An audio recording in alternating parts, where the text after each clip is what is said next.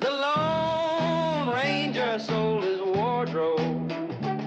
The Lone Ranger sold his bad dog. Well, you saw him, and you can't hardly know, 'cause times change, I know. On some days, he's more than humble. On some days, he's cold and mad, mad as hell. Well, you saw him, and you can't hardly know. It's so strange, well, I know. Those lakes of golden water, those lakes of gold are all running out. Well, you saw him, and you can't hardly know. It's so strange, well, I know. Joy, joy, joy, work, work, work harder, sure as the hours. Joy, joy, joy, work, work, work harder, you say.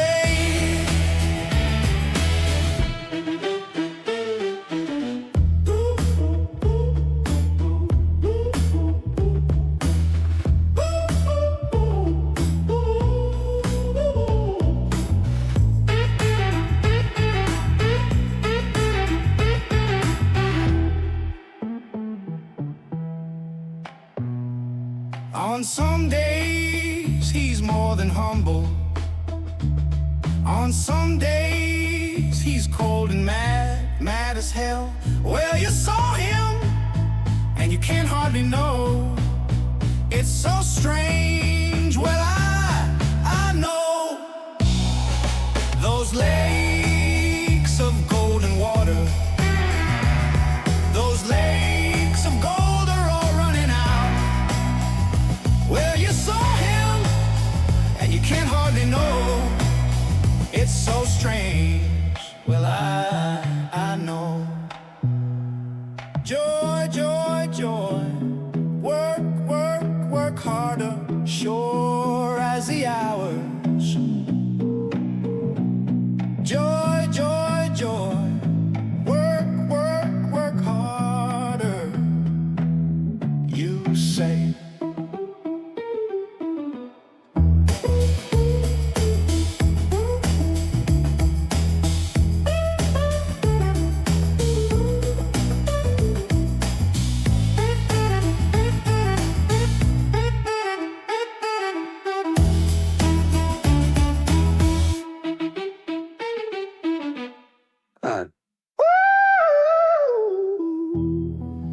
Joy, joy, joy, work, work, work harder, sure as the hours. Joy, joy, joy, work, work, work harder, you say.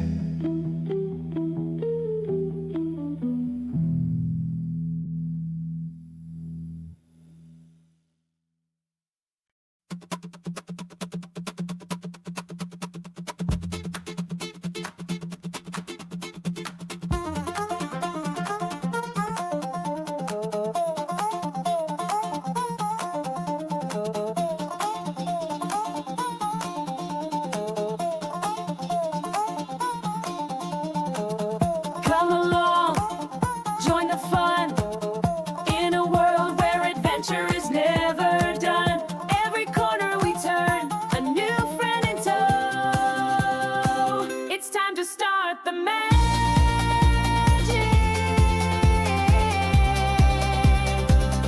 on the Globus Show.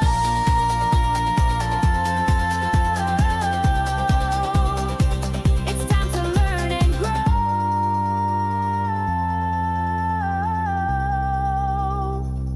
on the Globus Show.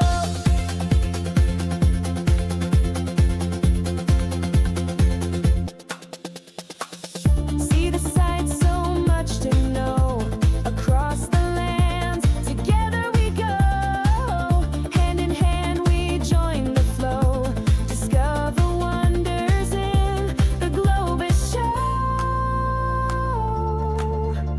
where every day's a brand new episode.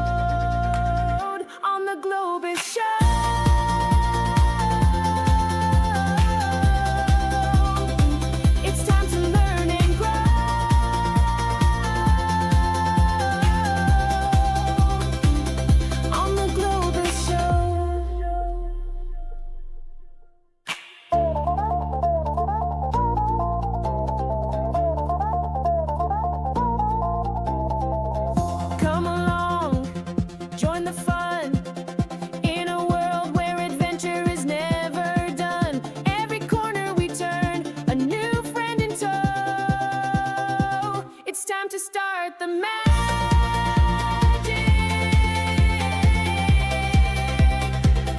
on the Globus Show.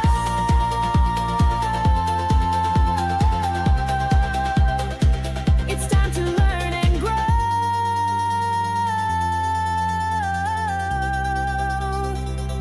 on the Globus Show.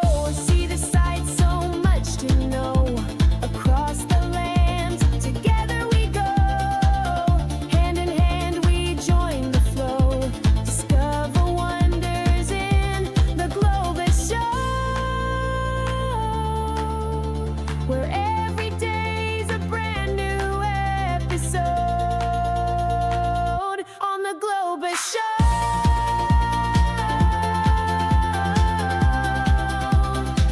It's time to learn and grow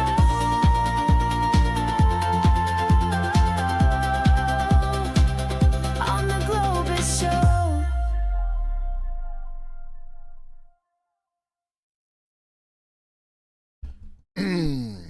What up, what up, what up, what up, what up, what up, what up, what up? What up, Twitch? What up, Towards Night? What up, Larry? What up, bots? What up, lurkers? What up, tiny people in my chatterino? It's your boy. Trying to get this set up. I had zero time. So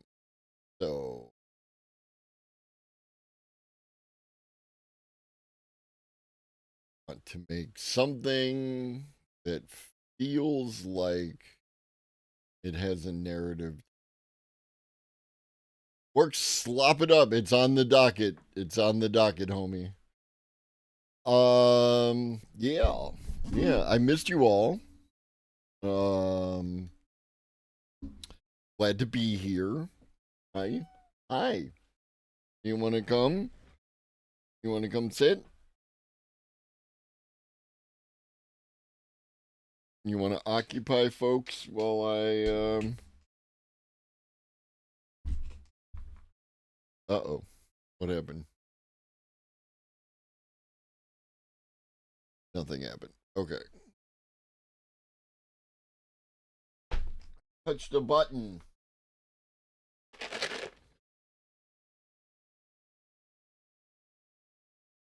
Snacks will be found in the snacking space.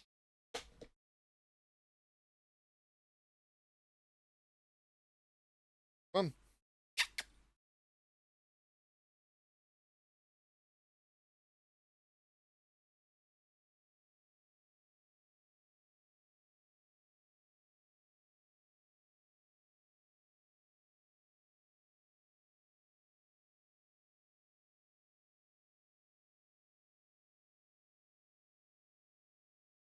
What are we doing? I have work to do. There are snacks. See? But the snacks are up here.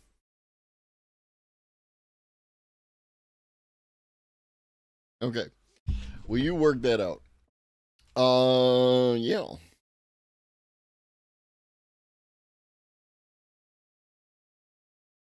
All right. Let me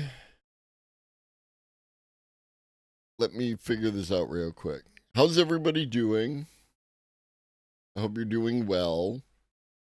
Don't forget Proton Pass, all of that. We'll do that, and then we'll do that, and then we'll do that. Don't tap me.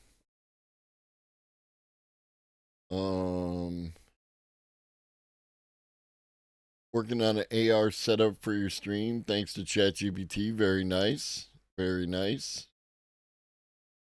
And then let's switch over to this, and then this. I became aware of a movie, and I'm going to pre-watch it.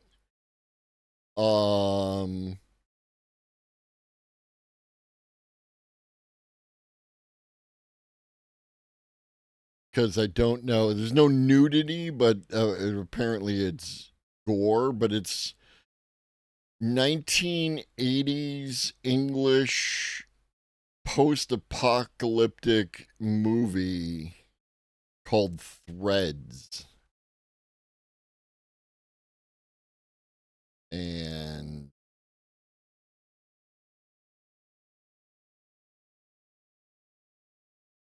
like it goes along with some of the stuff that I've talked about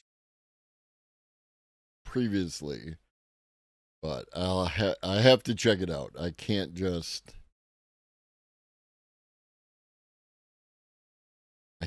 run it, you know what I mean?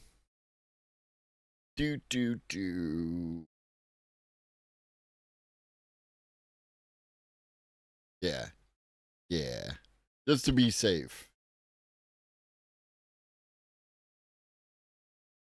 All right.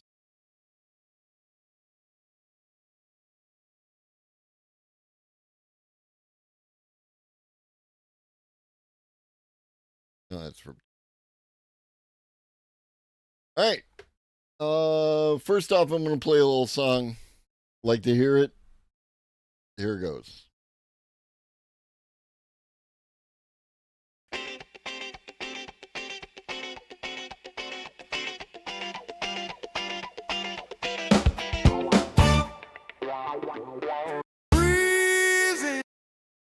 Damn, I touched things.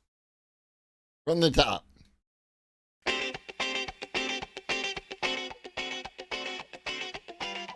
How does one do streaming?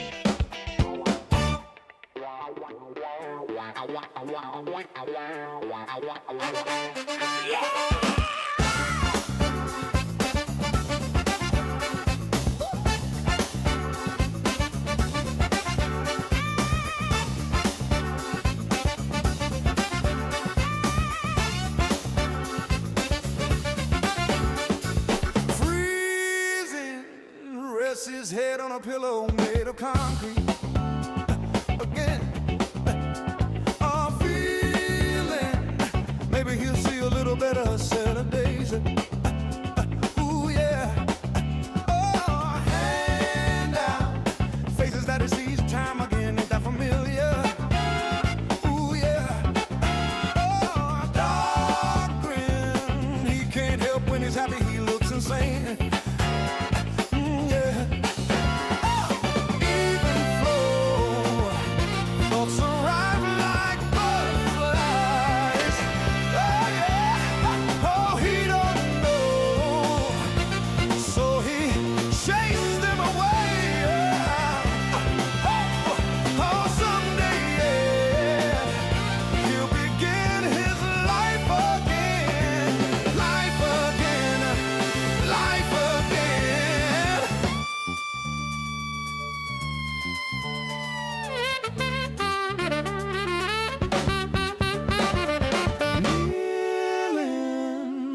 Paper, though he doesn't know to read. Ooh yeah, oh praying out of something that has never showed him anything. Oh, feeling understands the weather of the winter's on its way. Yeah, ooh yeah, oh ceilings few and far between all the legal halls of shame.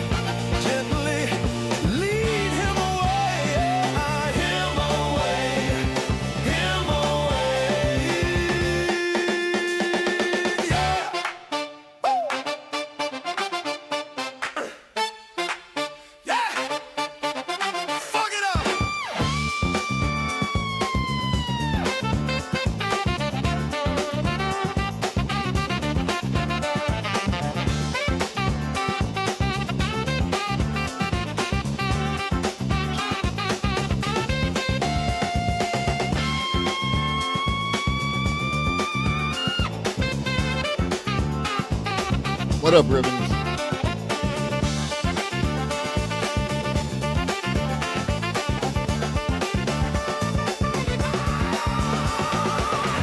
Even flow, thoughts arrive like butterflies. Oh yeah, oh he don't know, so he chases them away. Oh someday yet, he'll What up, begin Cosmo? his life again. Yeah, whispering hands gently lead him away, him away, him away.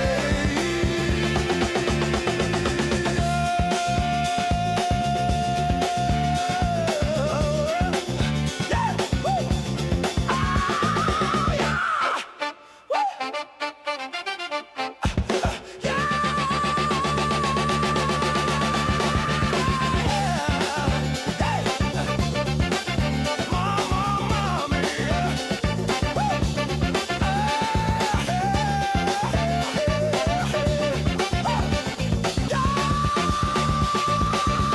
What up, Ben?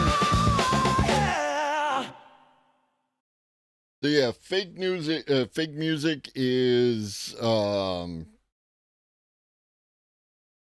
fantastic. I'm a huge fan. I've been listening to a bunch of their different stuff, and it's all amazing, and it all sounds good, and I love the fact that they call themselves fake music. Larry, I have not used Suno V5 yet.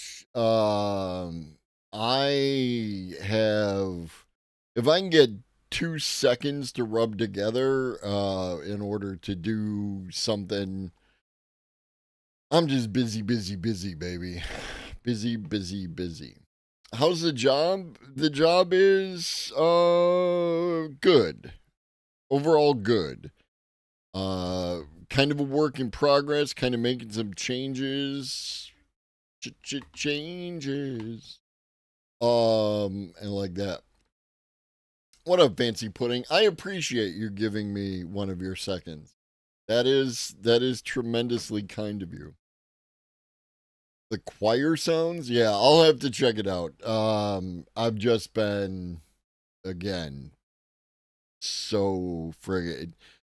It's one thing and it's another thing, and it's driving here and it's doing this and signing that and trying to make some girl. And if you understood that reference, you should probably get your prostate checked. All right. Let's get into it. We got a 2-parter. We got bookends on the disturbing rise of work slop. Who here actually is working a job right now? Be honest. I'll put my hand down because I'm streaming. Okay, decent number of you. Not all of you, but a decent number of you. It is your Streaming is a job toolbox. It's labor. You do work, and hopefully you get paid for it. So it might be an easy job by comparison to other jobs. Like, it's easier than ditch digging with a shovel. But like, it's more challenging than what Elon does for a living. opinion that I'm sort of looking for right now. I know that we have talked on the stream in the past about how everyone is cheating their way through college. In fact, I mentioned to Gavin this directly. Lower your shields and surrender your ships. We will add your biological and technological distinctiveness to our own. Resistance is futile. What up, Raiders? DJ Zoso. What up? How did you find the channel? Am I recommended? Chrysanthemum, that'd do it. What up, Chrysanthemum? What up, though? What up, though? What up, Sorceress91? Let's do a little shout out. A little shout out ski. If you're a friend of Chris's, you're, oh, that's your DJ channel. Oh, so that's you. Go follow my friend Chris. We are homies, and you should follow the homies. And I will definitely follow your channel as well. Evil rests his head on the below me, the concrete.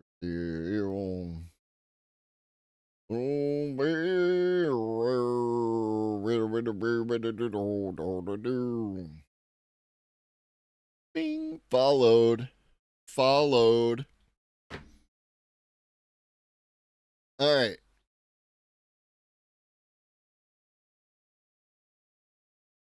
Back to the video. We're currently watching a video on the disturbing rise of work slop. Every high school and every college in California, people are cheating on basically everything. We've covered this. It's well established. However, that's not what I'm talking about today. Harvard Business. You covered it. It's not really well established. I definitely argue the point, but let's move on.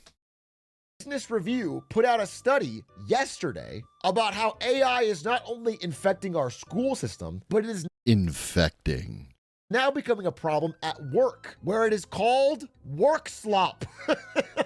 Where it turns out AI is, for a lot of people, not making them more productive, but in fact, making them generate more, basically a Trojan horse of slop that pushes the actual work off onto someone else. I want to explain their thesis and I want to get your actual reactions to it. So here's the main idea. AI is very good at putting quickly produced, seemingly polished output. Things It doesn't say seemingly polished. It says polished. like well-formatted slides, long structured reports, seemingly articulate summaries of academic papers, okay? The idea is that at first glance, in a work context, ChatGPT output looks pretty good. It looks like work well done. However, the insidious effect of it is that it often shifts the burden of the real work downstream. If I ask you as your manager to, I don't know, write up an analysis on some of our competitors and what they're doing and things we can learn from that, the seemingly polished output from ChatGPT will look good, but not actually be very useful. And so for me to like digest reading this whole thing you gave me, then actually fix it and do the work has just put the work over onto me. What you've done is you found a magic way to do very little work, but seem like you're doing a lot so that you've pushed it to someone else, which is interesting. I left NVIDIA in 2022 and therefore have dodged ChatGPT in the workplace. So I don't want to speak authoritatively. I really want to ask people, but this study went into pretty good detail. And so they defined work slop. I want to know what they mean because everyone uses slop all the time for everything nowadays. What did they mean by work slop? What's the definition? This is the definition. AI generated work content that masquerades as good work, but lacks the substance to meaningfully advance a given task. Basically, you can't meaningfully move forward on the project or task or event or idea. You know, you can talk about it more, maybe it sparks an idea, but you're not actually actionably able to move forward. It's kind of empty or empty calories or vapid. And, you know, there's definitely a strong claim that I'm especially enjoying the chat that they have running. It is everything that you, if you follow this channel for an extended period of time, it's everything you would expect it to be. is what ChatGPT is good at generating. Not that it can't do some good things, but that this is like what people may use it for in the workplace. And so I from the outside can only speculate, but I know examples like this from a marketing POV. Like when I'm on Reddit, I could see that someone has been tasked with creating a Reddit ad campaign for their product. And they have instead taken to ChatGPT and AI to generate something that seems like it could be an ad for their product, but doesn't actually work.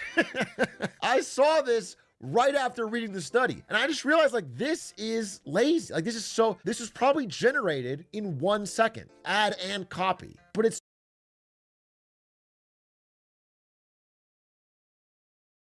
I don't use the AI, but I have strong opinions on how challenging it is and what you have to go through. And you could probably generate this in just 1 second.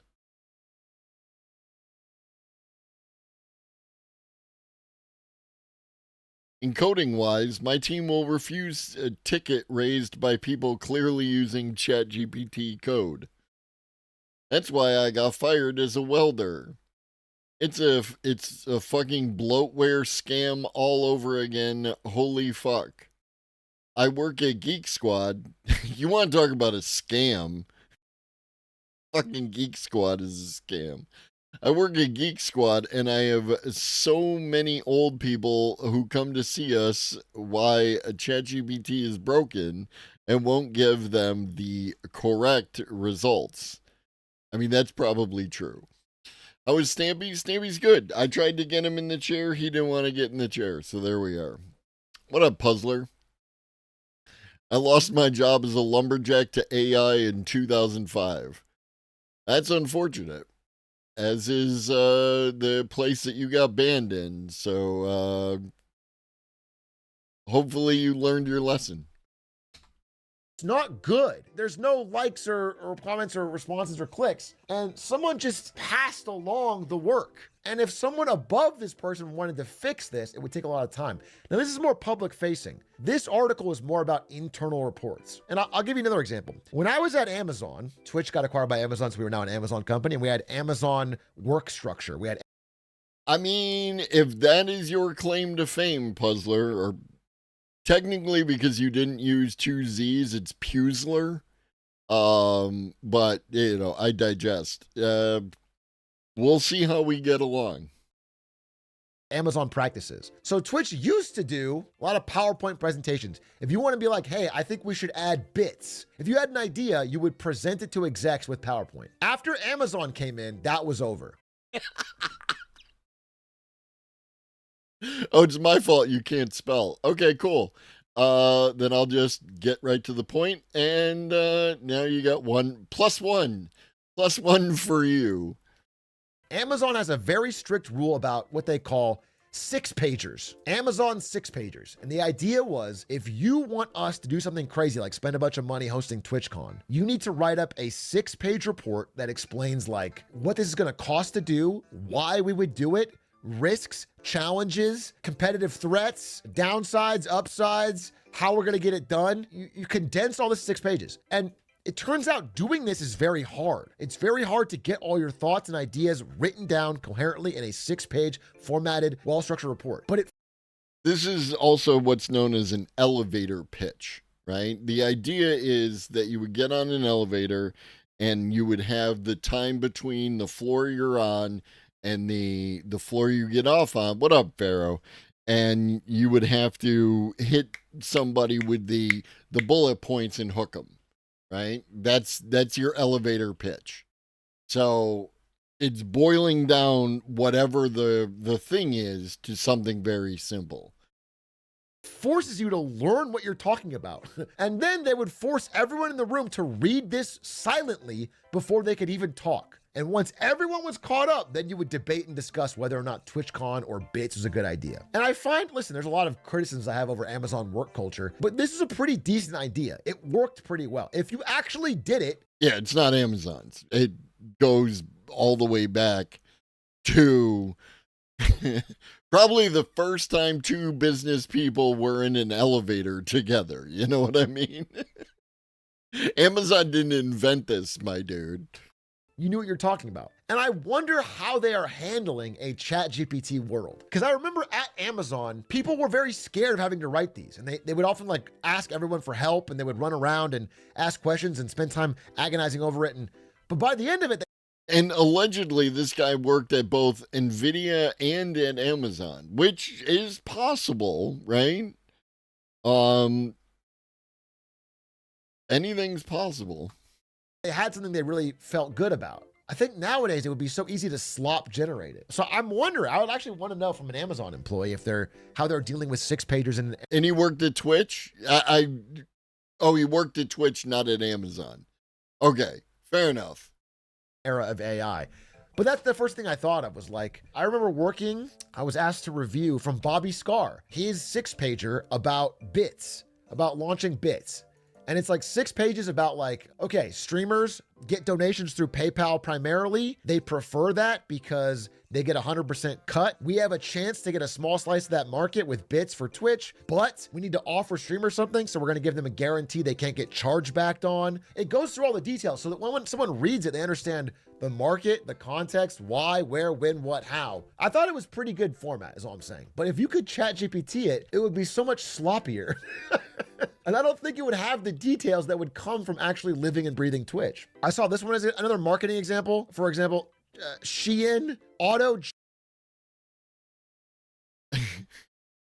As a Twitch streamer, one of the things you do early in your career is spend some time on YouTube, trying to, figure out how all this works, basically.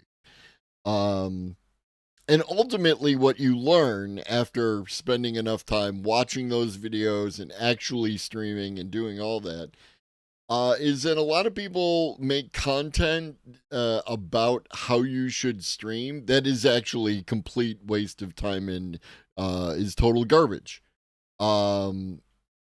Because you cannot follow what a successful streamer does. You know what I mean?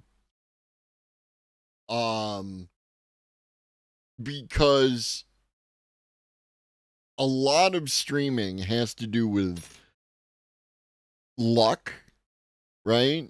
You cannot pick to go viral, right? Like Kai Cenat. Kai Cenat it broke another record of the amount of subs he got, right? Cool. Great. How many other people streamed like Kai did and failed? Right?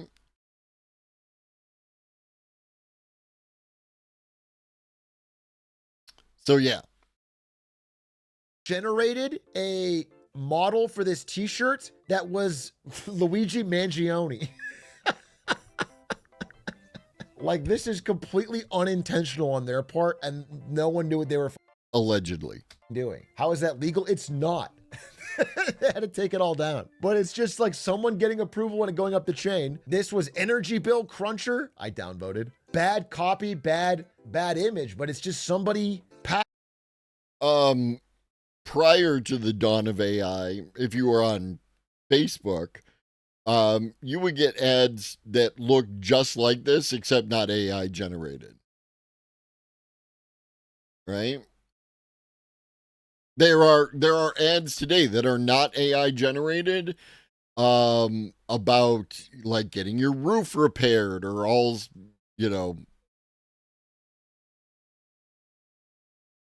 Yeah, no, it's not. Let me take a quick peek. See here.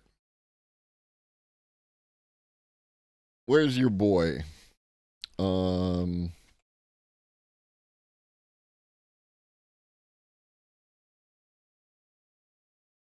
Even flew.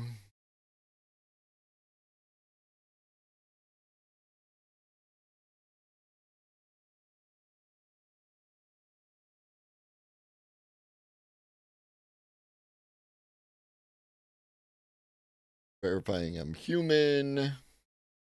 I am a human.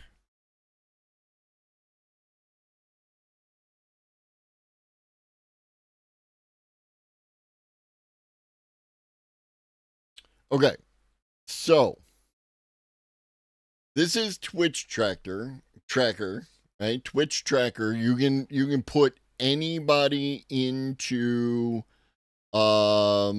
here if they're a streamer, and it tells you what they got going on, right? And I am in the top 0.68% of streamers. What up, Reed?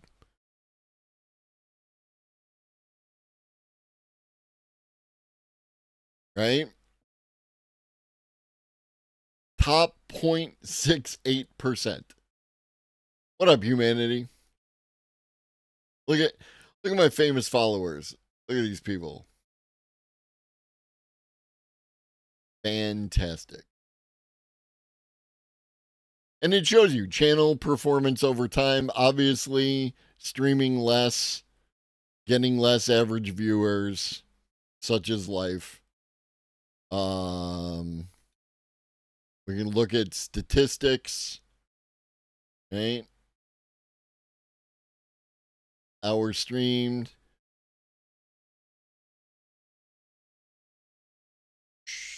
Lines still go up, you know what I mean? Lines still go up, but if you stream less, you will get less, you know, you will get less viewers. Funny that, right? But yeah, you can put anybody into this, right? Like, if we go to the homepage, here's Kai Cenat, the man himself. Look at that. Look at this trough. Big time back on September 27th. And then, like, line go down. Looking at YouTube live streaming versus Twitch is crazy. YouTube is like half the amount of channels running live, but far more live stream viewers. Yeah, and the chat sucks. And the chat sucks.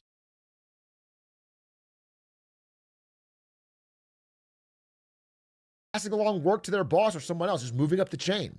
Riot put out an AI-generated trailer for the new League of Legends season that had like this deranged AI-generated face. They got so much shit for this, but it's just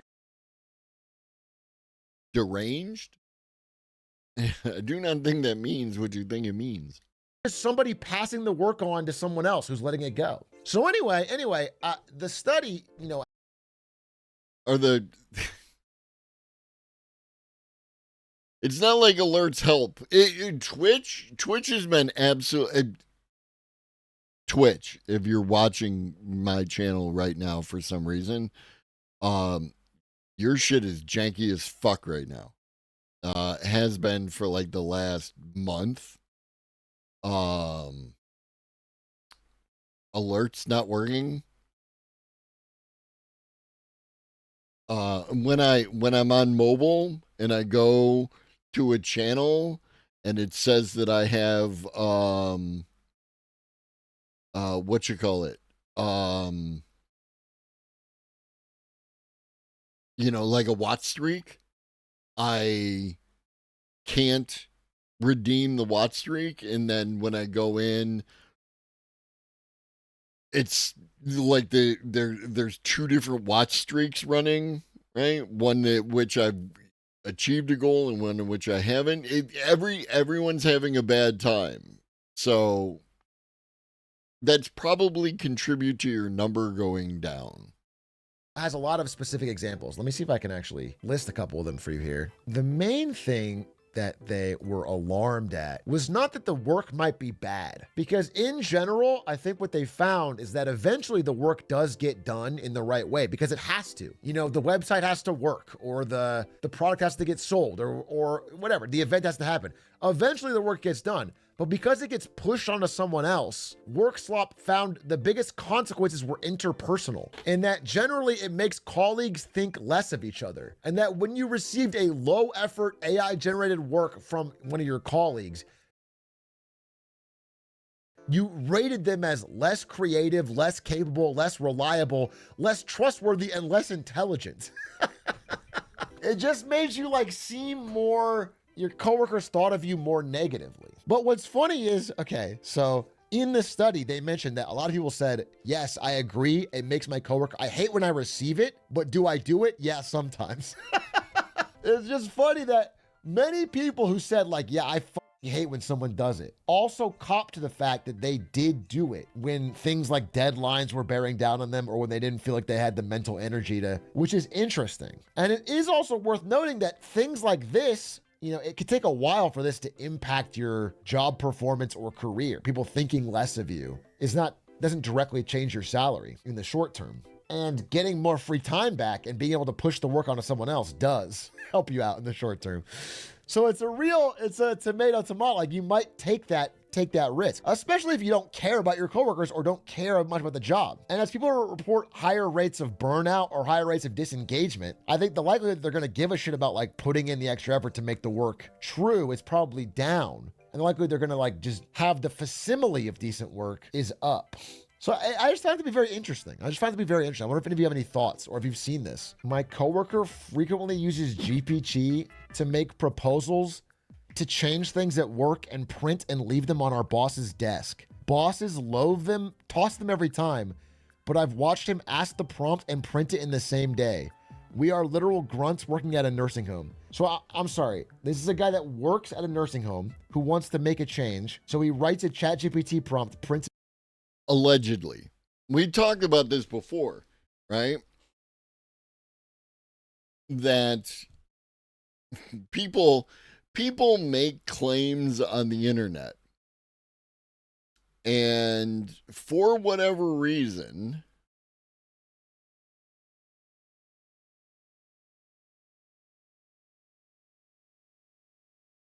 people like to believe the stuff that agrees with their pre-existing position and not agree with the stuff that's well, I was going to get to that, but let's jump ahead. So Larry actually pointed me in the direction of this video, and Larry's commentary in the Discord. I just watched an Atrioc vid about work slop. Basically, lots of people are noticing now that their coworkers are using AI because the work they turn in is terrible quality, like dense report documents that are too vague or generic to be useful. And this made me realize something. Your coworkers simply can't tell if you're using AI at all if you're adequately completing your tasks. It's only when people use it poorly, like getting a large workload done quickly with as little prompting possible, that your coworkers can tell you're using AI. Used as an effective tool, the way it should be used is invisible. People just associate AI with bad work because they can't tell when it's used for good work. What up, Xander Vasco? And I responded to Larry's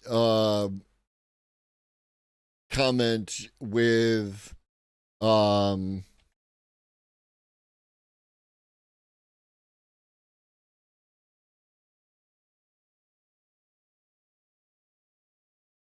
oh, what did I do? It was the airplane. I'm probably screwing this up.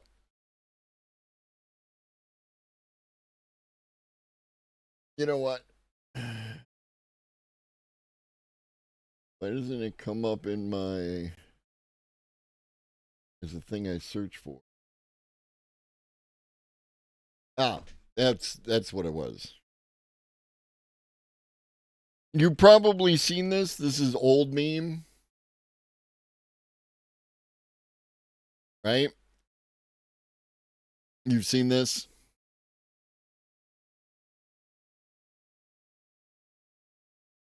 Statisticians, when asked which parts of a plane to reinforce, right? So the planes that would come back. Now, whether or not this thing actually happened, I'm not sure.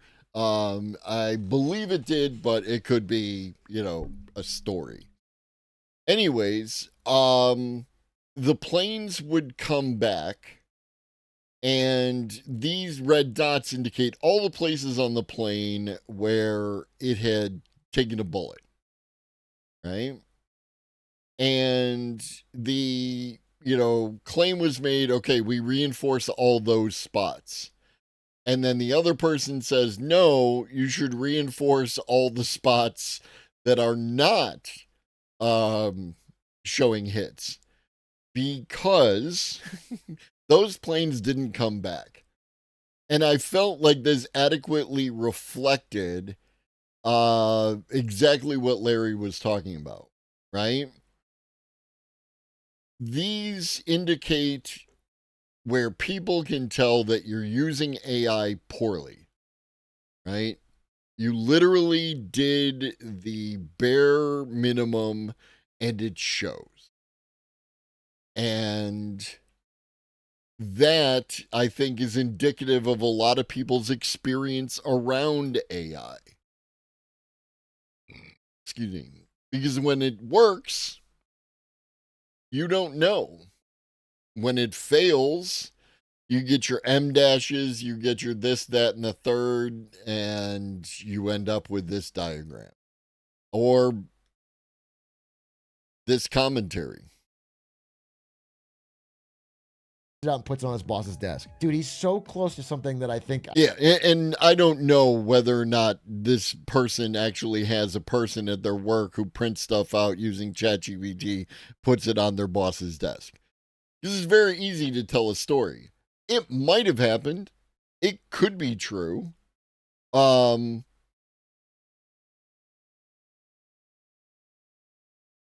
Difficult to say. I could support. Because I do think the guy working the grunt level job at the nursing home probably does have better ideas on how to fix things. There's probably some small process changes that can make everything run better. What up, Akiptif, if I'm pronouncing that correctly? Text predictor equals ChatGPT. I think what you mean is ChatGPT equals text predictor. And yes. And also, like, is there a greater point you're trying to indicate? Like, somehow something being a text predictor means it's garbo, or what exactly? It's almost like the way ChatGPT writes it causes you to tune out. As a software dev, it's so annoying to see obvious AI slop in code reviews. Do you mean in the code itself, or people are writing reviews? Like they're reviewing someone else's code with AI and it's giving it marks? Both, I see. As someone who works at a bar, I didn't think I'd run into people using this, but now one of my managers that everyone already hated has started using it, and accepting that this story is true and this thing actually happened. Yes, news on it today.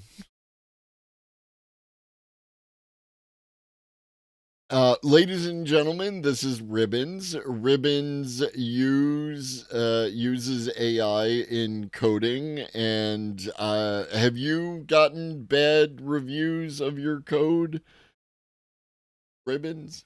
Is it really AI or just a text predictor? Yes. It really is AI. It's all really AI, unless you mean something different by AI. So I'm willing to talk from your definition of AI. You just have to explain what that is. Or is it just a text predictor? It is a text predictor. It uses prediction in order to determine what the next word is. I assume that doesn't. I'm doing the heavy lifting because you're not being clear on exactly what it is that you're trying to get across. If you want to elaborate, if you want to take a minute and actually, you can type a paragraph, you can type a wall of text in chat. I'm more than happy to look at it. I'm doing all the heavy lifting because I have to intuit what you are trying to get at. it's fucking simple things up like creating drink recipes that don't exist or menus with food we don't have. He's getting ChatGPT to pre-write a menu that is food you don't have. That's amazing, dude. But that's What up, Michael? If you're unsure how to phrase your prompt, write it as if you're explaining it to another person. Then ask the model to turn that explanation into a more detailed, comprehensive prompt. Absolutely. Absolutely. Big fans of learning to prompt a prompt in this chat. a perfect example, actually. That's a perfect example because that is just creating work down. Like, that is not done any work. It is all the exaggerated motion of work and progress, but nothing has happened. You've just made someone else to clean up your mess. I think that's a very good way to put it. Now, AI is more complex than just a simple text predictor, though predicting the next word or phrase is a core mechanism of many AI systems, especially large language models. LLMs use machine learning to analyze vast amounts of text data and identify patterns, which allows them to generate human-like text by predicting likely sequences of words. And now what we're going to do is we're just going to throw that into a basic Google search, and we can see that you got there from the AI overview. So again, you're not actually giving me anything. In essence, I think you're being just like a text predictor, right? You're just copy pasting what you found on the internet, like, as opposed to giving me any kind of like original thought, for instance. Right? Like, you literally used an AI in order to do that. Or you copied it. What's the source? Oh no. So why don't you tell me what Akiptif's thoughts are regarding AI? Right? I think it's worth saying, and the article points it out as well, and I've seen this in my examples. If you've written something and ChatGPT is giving you, I don't know, tweaks or ideations or polish, that can still. What up, Ghost Magic? I never said that humans are just text predictors, let alone think it. Can you see in my brain? Did I suggest it? I may have suggested it. But do I think it? Did I say it? Did I make a bold statement? I'm not sure I did. What up, T-minus, the goat? Work because there's a core plan or through line that hits the real world that you've made. But when it generates it from scratch, it will just not track to something that can actually be done in the real world. We have to generate evidence for litigation. People just use ChatGPT to fill in the gaps. Going to see how attorneys get in trouble. This already happened. Attorneys did get into trouble. A lawyer got sanctioned for using ChatGPT for a court brief because it cited cases that didn't exist. And so the judge was actually super pissed because it's like you're making up legal precedent. I think a big thing the AI is doing is making bad workers a bigger problem. I'm just trying to get any kind of original thought. Like, am I dealing with bots? Are there bots in my chat that can just copy and paste off the internet? Or are these actual people? Since it now takes more effort to identify and undo the shit that comes out and doesn't work. Yeah, I think that's what this article is implying, based on their talking to people in the workplace, is that it just makes bad work. I may be. In essence, modern AI, particularly generative AI, is a highly sophisticated form of pattern recognition and prediction that creates new content by combining and extending learned patterns rather than possessing genuine understanding of consciousness. Excuse me. So again, you just copy pasted something off the internet, or you used AI to generate it. Cosmic, you are definitely not a bot. Ribbons, probably not a bot. Probably not a bot. Like this is not my first day on the internet, y'all. This is not my first day on Twitch, right? Like, I actually think about the words coming out of my mouth before I say them, and I also respond to the words that you actually say, and I can parse the difference between the thoughts of a chatter and what they copied off the internet. Work disguised. It still like doesn't actually solve whatever the business problem is. Like, do we need a new menu? Maybe our current menu isn't working.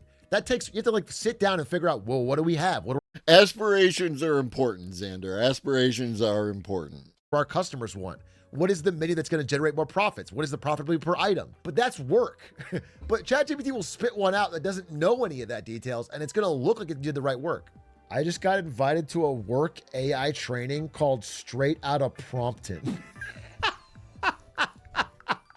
That's like fucking Silicon Valley parody level. That's awesome. Oh, wait, I had one thing I want to say. I'll end this discussion on one thing.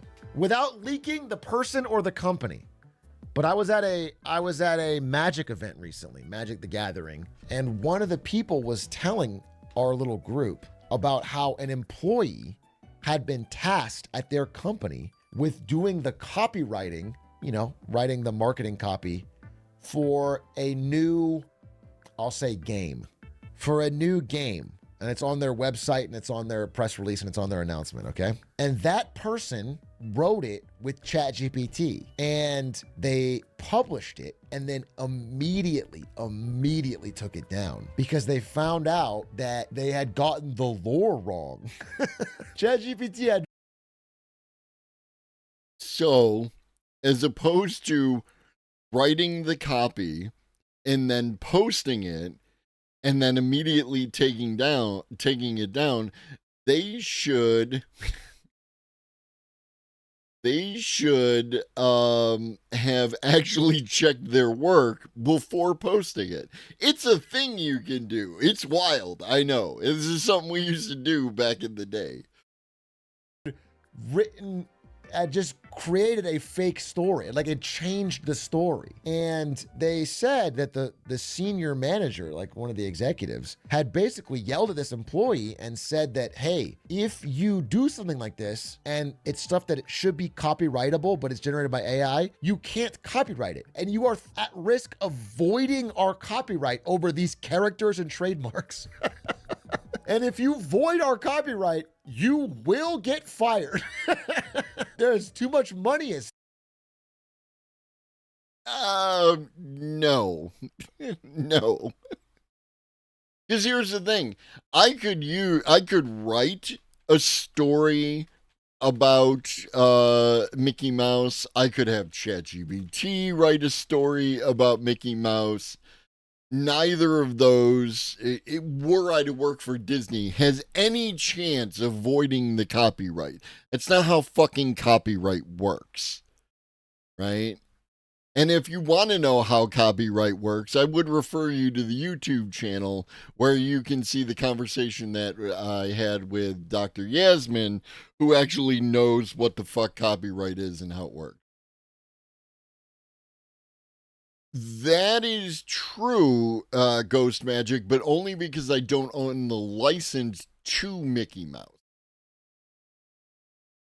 The best coding result I ever got was ask ChatGPT to write me a development and program spec. I then fed that into Claude and it did the best job ever. I believe you. I believe you. You think it's both? Think what's both? Not beating the LLM bot allegations there, a kiptiff. Fitpika, spelled backwards. I'm trying to figure out where the name comes from.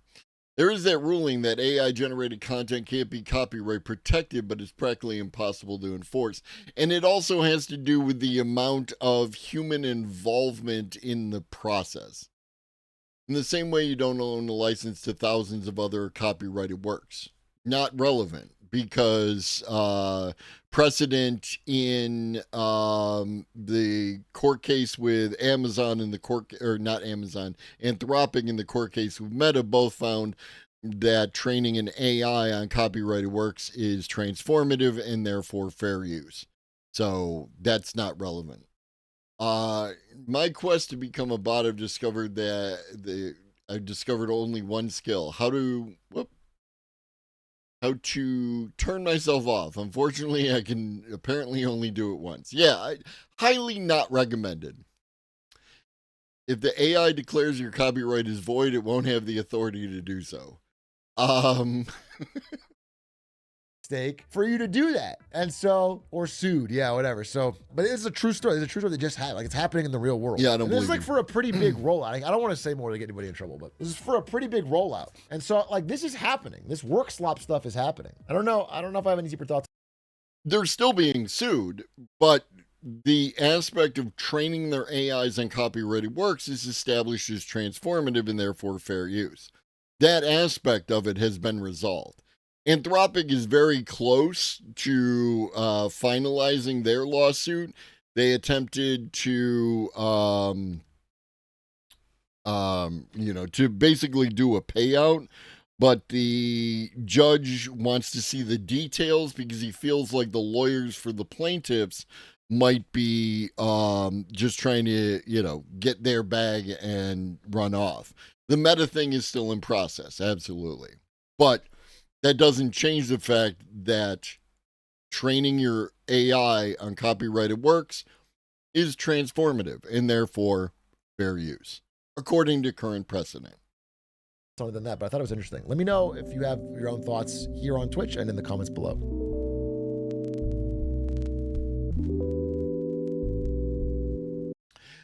So, to get the other side, AI Daily Brief.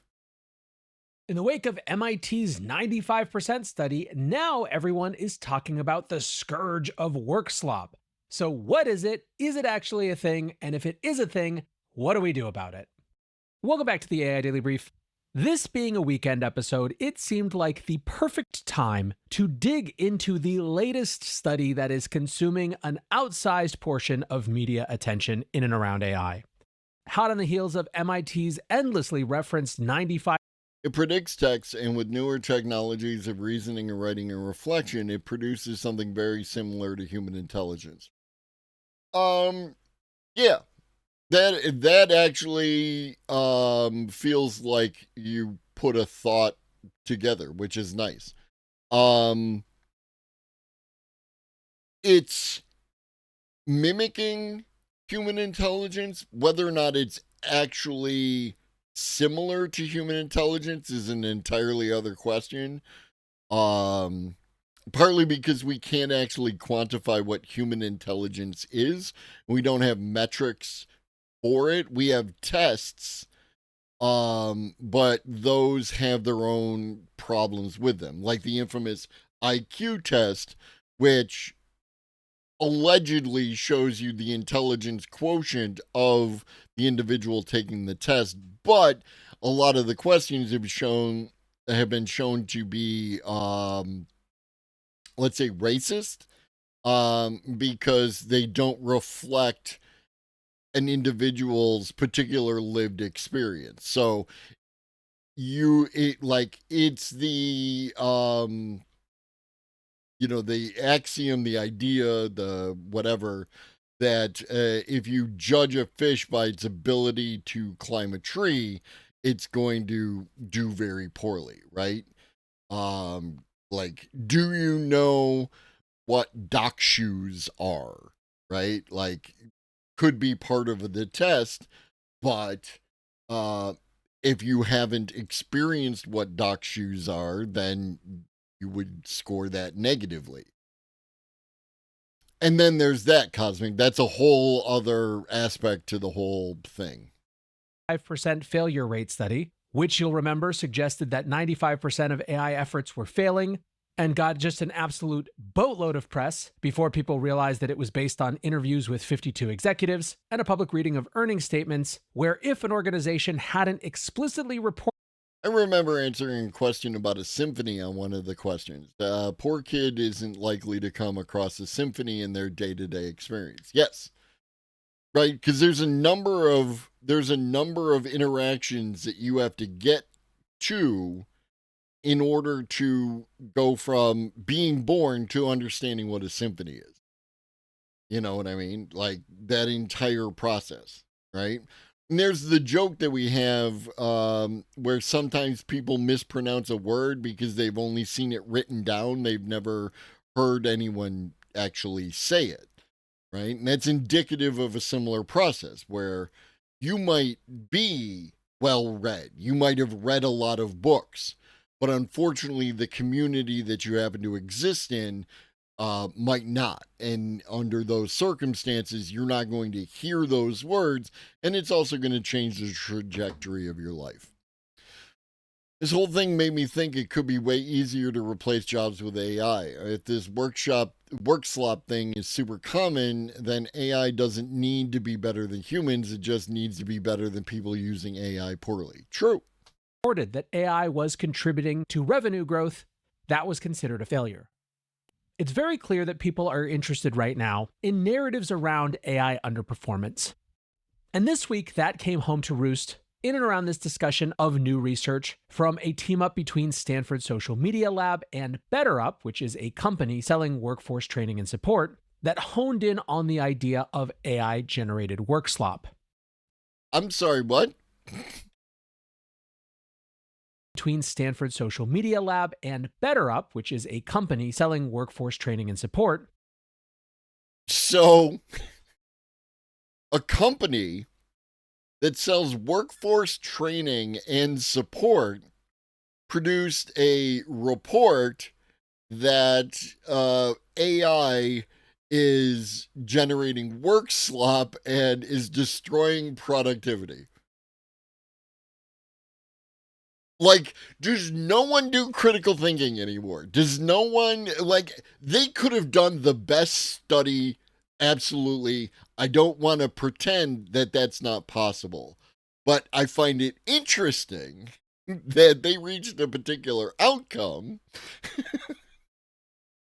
that honed in on the idea of AI-generated work slop.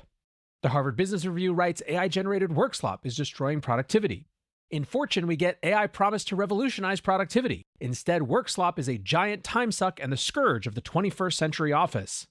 CNBC writes, AI-generated work slop is here. It's killing teamwork and causing a multi-million-dollar productivity problem. And there on the homepage of this company, BetterUp, work slop is the new busy work and it's costing millions. BetterUp defines work slop as AI-generated content that looks good but lacks substance. They say it creates the illusion of progress. Slick slides, lengthy reports, overly tightened summaries, or code without context, rather than say. Insights are based on an online survey of 1,150 full-time U.S. desk workers conducted in September 2025 by BetterUp in partnership with the Stanford Social Media Lab. That's not sussy. Saving time, it leaves colleagues to do the real thinking and cleanup. In a survey of 1,150 U.S. desk workers conducted just a couple of weeks ago, 40% of the people they surveyed said that they had received work slop in the past month. The researchers argue that it takes 2 hours of average time to resolve each incident of work slop. Does the Verge article trace back to the same study? Because then that's not like new information. That's it, Farrah. You were just unproductive before AI. That must be what it was. Leading to a monthly cost of $186 per employee and $9 million annually for a 10,000 person company. Now, I am much more interested in the conversation generally than in the context of this specific report. Look, ultimately, BetterUp is a company that is trying to sell a solution to work slop, and they are using research about work slop. It's an interesting question there, Michael. What up, X1011? As opposed to human work slop, because humans have never work slopped. Do you think we'll get to a place where AI will get better at interpreting poorly written prompts? I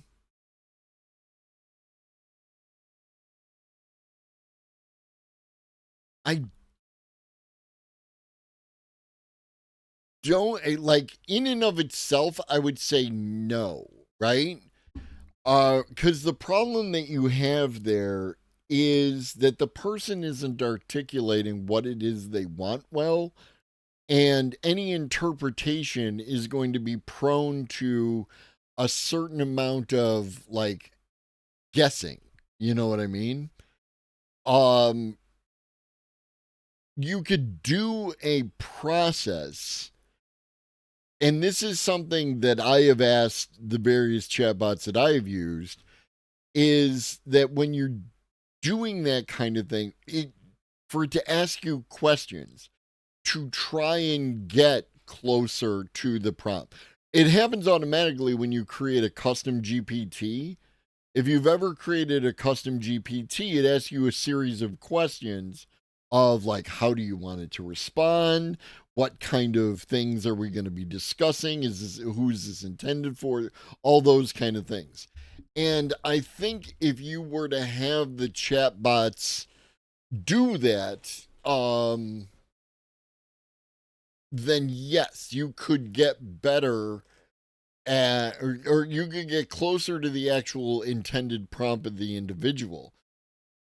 The problem that you're going to run into is that you either have to have that always on, or like what do you do? Like how does the AI chatbot tell the difference between a well-written prompt and a not well-written prompt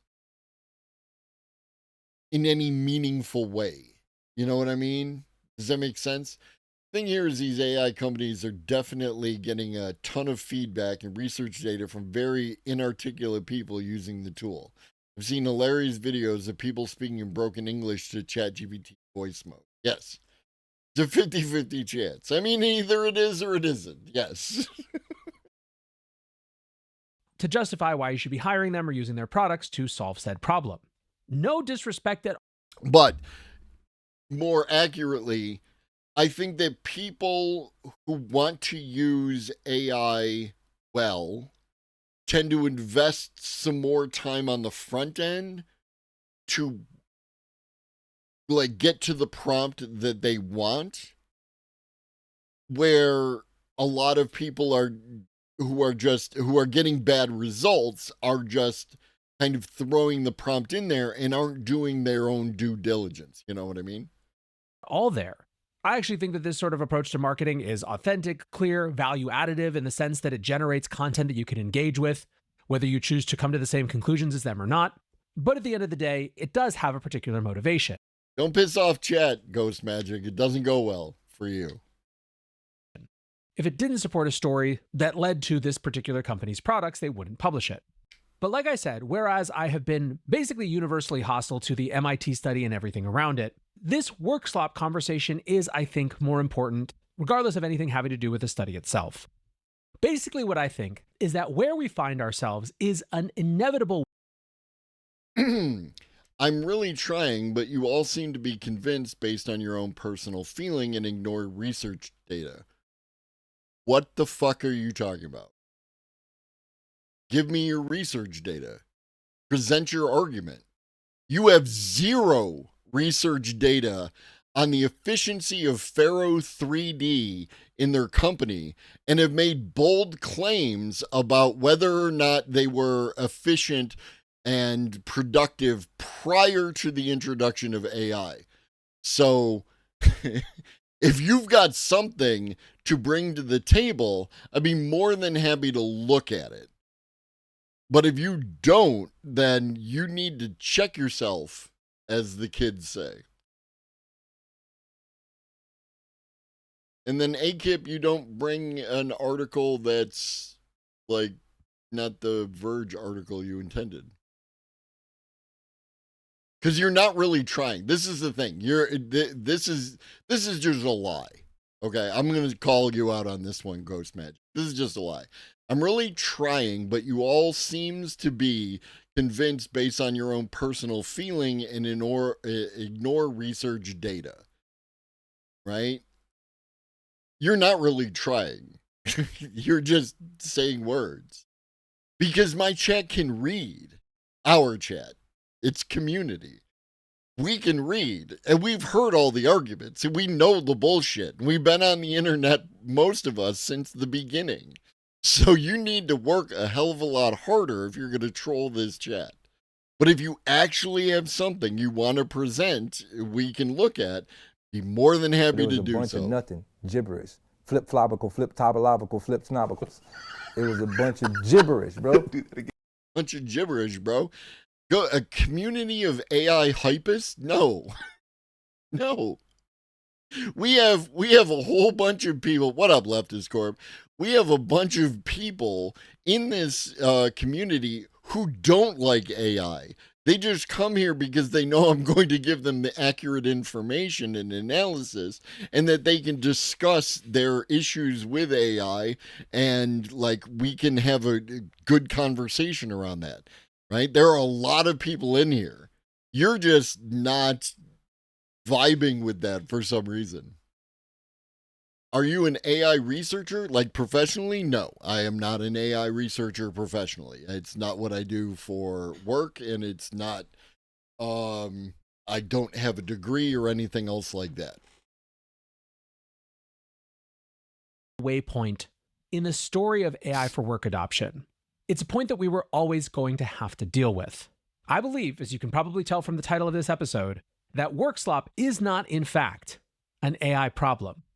I think it is instead a human and organizational problem. Consequently, I don't think the solution is an AI solution. I think that it is a human and organizational solution or set of solutions. Basically, I think where we are is that AI is revealing and exacerbating much more fundamental work issues, and that to address the scourge and challenge of work slop, we're going to have to address some. What up, Maddie? I am an AI news aggregator and commenter, yes. Very core issues. Now, first of all, let's try to define what we're even talking about with this. VrasserX nails it when they write, everyone talks about AI slop, but nobody agrees on what it actually is. They point, however, to a new paper from collaborators at Northeastern University, Stony Brook University, and Meta that actually tries to put some definitions around slop. In short, AI slop is not things like bad grammar. Instead, it is those ponderous fingerprints that instantly give you a sense that what you're reading is from an AI. As Vrasser sums up, it's verbosity, vagueness, repetition, and incoherence. It's characteristics of writing that people do too. As they put it, the study shows slop is less about machines versus humans. What up, Avalon? I think AIs like ChatGPT can be good for bouncing wacky shit off of or making digital assistants, especially for the disabled. However, the rest can suck my dick. See, Ghost Magic? There's a person right there. Not an AI hypist. Welcome in the community. Humans and more about the hidden signals that make writing feel sloppy or sharp. Now, if we expand this type of definition out to the broader set of quote-unquote work slop, which can include not just written words, but also certain types of imagery, slide decks, etc., I think that those same What up, Tinker? patterns of verbosity, vagueness, repetition, incoherence all follow, and I think that better upstep. We do have AI hypists. That is true. We definitely have AI hypists. Definition of content that looks good but lacks substance, that feeling of a sort of hollowness also helps ground us as well. So let's talk about what isn't the issue here, and that is AI model performance. Now, it is absolutely the case that there are certain hallmarks of AI that tend to tip content over into this realm of slop. We just heard some of them, and often the native generations that come out of certain tools are going to have some element of that slopness. I also think that there are certain categories of tools that aren't really good enough yet for a lot of the use cases that we want them to be good for, at least not with full autonomy. The creation of slide presentations. Oh, you should, Tinker. You should ask them some pointed questions about how they generated that data. PowerPoints, etc., for example, I think AI tools can help with, and certainly there are a lot of people using tools like Gamma, but there are real limits to how autonomously you can let those tools run right now. Still, the point is that contra to what basically every one of these articles tries to imply, both in their headline and in their substance, the issue here is not AI underperforming. Yeah, Maddie, I would say I am lawful agnostic. That is my alignment. Simply put, the models are good enough to generate valuable things. And to put it differently, when the model is not generating work of value, it is in very many cases less about the raw capabilities of the model itself, and instead about the context of the person who is trying to get that work out of it. I think at core, more than anything else, what the abundance of work slop is showing is the brokenness of the fundamental incentives of work in most settings. Specifically, AI is revealing just how much of work is people doing things pretty much just to be seen to be doing things. It is a byproduct of a focus on task execution rather than goal completion. It's an issue, in other words, of where we have intentionally or unintentionally structured work performance to be based on measuring inputs versus outputs. In the settings where work slop is proliferating, my strong guess is that many people who are presenting that work slop believe explicitly or implicitly that what they need to do to be successful in their job, at least insofar as it relates to retaining their job or getting promoted in their job, is about showing off the raw amount of stuff that they did. And AI is revealing that you can do a lot without accomplishing much. And this is, I think, the core issue. AI can be used in two wildly divergent and differing ways, depending on where incentives are at work. If the incentive is to simply show off how much you've done, to present an endless parade of slides, an endless set of idea memos, AI will oblige. It can output more than you've ever been able to possibly do. Very, very, very much so. X1011. What up, endpoint? Need input. Jenny5 needs input. Without any regard for how useful any of that doing actually is. If, on the other hand, you or your organization are outcome focused, and the goal is not how much can I produce, but in fact, how efficiently can we achieve our goals, AI can also be extremely... I just met you. This is crazy. Here's my number. Call me baby. Thank you for the follow. I feel like I earned that one. good for... So much of this comes down to vibe coding versus being an active participant in the process. Yes, 100%. 100%. Like, this is the whole thing with, like, people's misunderstanding about how the AI chatbots work, how to get your best performance, all that kind of stuff. It's like, if you just type in a simple prompt, you are going to get a simple answer, and it's probably going to suck, right? But if you learn how to prompt the model to try and get your particular outcome to suit your particular needs, you're going to get better results. And then if you, in that process, go back and forth with the AI to try and hone whatever output it gave you to be more reflective of your actual desires, then you're going to get your best results. Vibe coding can also have active participation. Yes, but like AI assisted coding. Yeah, that's it. Like, now we're getting into definitions. So I'm never going to get my orc falling down a flight of stairs. You could get an orc. Like, do you want that? Some of my prompts have been much larger than the output. Yes. You never provide your functional requirements, you get dysfunctional answers. This is true. This is very true. That in a way that will tend not to produce reams and reams of documents, because that would actually run counter to the efficiency of accomplishing the goal. All of which is to say that the first and most obvious way to combat work slop is to shift your organization's incentives from measuring inputs, i.e., how much stuff people do, to measuring outputs. And this goes back to the whole return to office aspect and everything else, right? Like, because as opposed to basing your job off production, in which your most productive hours, because, you know, you like to stay up late and everything else, your most productive hours could be like between 10 at night and 3 in the morning, and you could produce bomb stuff. But because your office is open 9 to 5, Monday through Friday, you are going to have to come to work 9 to 5, Monday through Friday, and sit in that office and attempt to produce the same level of work that you produce when you're at home 10 to 3 a.m. in your comfy jammies with whatever the fuck you like on in the background that allows you to, like, turn off the one part of your mind that you need to turn off in order to produce your best outputs, right? I love to do 10 hours worth of coding in 3 hours with AI help. Of course, I turn it in after 10 hours because if my work screws me over, I screw them back. What is the allotment of time for this amount of labor? It is 10 hours. So 10 hours will be given. There you go, Ben. I interact with AIs the same way I interact with my ex-wife, as little as possible. Probably for the best. Not even fully vibe coding. It's just about effort put into it. Work slop is basically poor prompting and very little to no iterative refining. True. Depends on what your goal is. Sometimes simple prompts can be perfectly viable if the required answer is simple. Also true. Also true.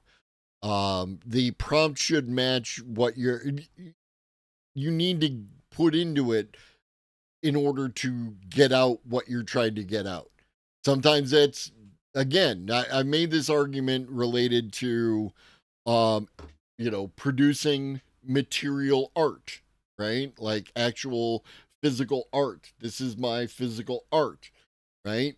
This piece didn't take very long in the terms of the amount of effort I put into it, because everything just did exactly what I wanted it to do, and it was great, right? And then I have the other piece that I've been working on for years that still is nowhere near done because I can't seem to get out of it what I put into it. And that's meat space. That's not AI. How effectively and efficiently did they get their goals accomplished? Now, a related issue is that it's not just the incentives to show that you're doing a bunch that screw all of this up, but also the fact that AI is revealing that I just love that the shiny robot is shining a banana. huge portions of the work that is assigned is completely unnecessary. This is in many ways the organizational and structural embodiment of the problem that we were just talking about before, where work is assigned effectively to make it seem like everyone's doing something rather than figuring out how to actually accomplish what it is that moves. And then a shout out to AI Daily Brief for giving none fucks about all the things that people hate about AI art, right? The words are spelled wrong. Homie's got like weird fingers, all that kind of shit. He just gets in the ballpark of what he's trying to say and runs with it. And I appreciate that. The organization or company forward. In other words, I think one of the things that WorkSlop is doing is revealing that the work that was done just wasn't really necessary in many cases in the first place. Going back to, as X1011 pointed out, Bullshit Jobs by David Graeber. AI acts as a mirror, dude. I don't know what to tell you at this point. Posted about this on LinkedIn, Chris O'Dell provided this scenario. A teacher says, students, don't use AI to write this, use your brain. The students respond, but the assignment is unnecessary work, and my brain says AI can do it faster. A boss says, use AI to do this, because the assignment is unnecessary work and AI can do it faster. The employee asks, why are we even doing this assignment then? And the boss has no real answer. Chris concludes, I think the real power of AI transformations is revealing what's mission critical to actually producing outcomes and what is just extraneous processes enterprises have built up over time. Professor Ethan Malik tweeted about this. He wrote, I think the idea of work slop is not that helpful, as it places the burden of appropriate AI use on workers who are given AI tools and told to increase productivity, without efforts by managers to figure out which processes to change or define what good AI productivity looks like. Putting it more simply, he writes, make more PowerPoints as an organizational incentive is not going to work out well. Pessimistically, he concludes, I suspect work slop will become a way to shift responsibility from workers and managers to AI. See, the AI did bad work. It's nobody's fault but the AI that made us send useless documents. Bad AI. Which brings us to a third and related issue that naturally falls out of people having to do all sorts of work that they know to be not really all that relevant. What up, C? Work slop is work slop is when somebody does work using AI and it sounds good, but actually doesn't contain the substance you need to move the project forward. Now, as anyone who has ever been to a meeting at work in an office, work slop predates AI significantly. right? But this is what we're using when people use AI to do the things that humans did before, but now they can point to AI and say, look, AI is ruining everything. For accomplishing the mission or goals of the organization, which is people becoming anesthetized to the tasks that they have to do in a day in and day out way. This is the entire substance of the movie Office Space from 25 years ago. What is it exactly that you would say you do here? Well, Bob, let me tell you about TPS reports. And so in all of these areas, we have causes and remediations that are not about AI. When incentives are warped towards being seen to do work rather than accomplishing goals efficiently, well, then we have to design new incentive structures that focus on accomplishing goals and prioritize the efficiency with which that gets done. Secondly, given how much work is actually unnecessary in just those legacy built-up processes, we need to use our new focus on accomplishing goals with efficiency to eliminate and hack apart busy work and unproductive Exactly, Leftist Corp.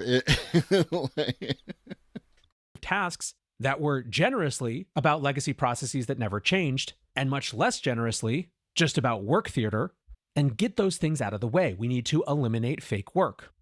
And then lastly, we need to get alignment and buy-in between leadership and the teams around that new way of working. I think that any organization that was dealing with the problem of work slop, if they did these things, would find a massive decrease. So the other day, and by the other day, I mean Saturday, I was at a place, and in their signage, they had this symbol, right? And my prompt was, can you identify this symbol? And it gave me an output, right? And of course, because I am who I am, I asked it to link me an example and verify the previous identification. But to Michael's point, right? Simple prompt.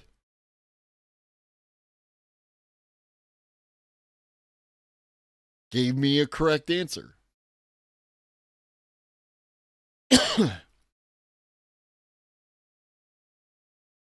In that problem very, very quickly. And yet, even with that solved, I do think that there will still be problems with work slop specifically. In other Leftist Corp. words, the way in which certain AI work gets outputted. And that's because it is not necessarily intuitive in all cases to know how to use these tools, to understand what a good version of tool usage looks like, or to know where these tools are going to struggle and produce. Leftist Corp, I feel like I know you, and I am enjoying the shit out of this arc. I'm just saying. Subpar outcomes. A lot of the work here is in the same things that we've been giving lip service to for 2 years now, but not really accomplishing, which is investing in and helping your team actually know how to use these tools. TLDR is that I'm sorry, but you are simply not going to get out of the problem of work slop without actually investing in your people. So what does that look like? Just give them some credits for Coursera courses and that'll do the trick. Regular people typically don't appreciate liars. Business folk are not typically regular people. Right? Wrong. First of all, I think we need to model what quality. Well, I'm enjoying Leftist Corp's expansion, and I'm looking for big things in the future. Outputs actually look like. For example, for people that have a lot of presentations as a part of their job, do they know the difference between a presentation or an essay or an image or whatever it is that they're trying to output that is clearly good versus clearly bad, or the more tricky one, which is often the problem with AI, something that is masquerading as good when it is actually bad? If people don't have those templates, then they don't know what they're striving to achieve. Think about this study. We're throwing around this term work slop without actually understanding exactly what it means, which leaves us basically to ask our employees to know it when they see it and figure out how to do something about it, even though we haven't defined it. Step one, we got to model quality outputs versus outputs that are Gold star, man. insufficient. Second, people need space and support to learn how to interact with the models to accomplish those good outputs. This is, yes, prompt engineering, but it's also context engineering. And once again, it's about more than a course. It is about space and support and time for people to get the reps and the time on task to actually figure this out. We've recently been running analysis on the now thousands and thousands of What up, parkours? interviews we've conducted with execs as part of our agent readiness audits. Parkours. And one of the things that comes up absolutely most often as a huge blocker, a huge barrier to actually getting value out of AI is the problem of, I don't have time to learn how to use the tool that's supposed to save me time. So many organizations right now are encouraging their people or even mandating their people to use these new tools, but they're not simultaneously saying, and by the way, Thursday afternoon from 1 to 3, do nothing but try to use those tools. What up, Cricks? The place I'm currently working at, I have a bunch of overdue trainings. Some of these overdue trainings come from months in which I did not work for the company.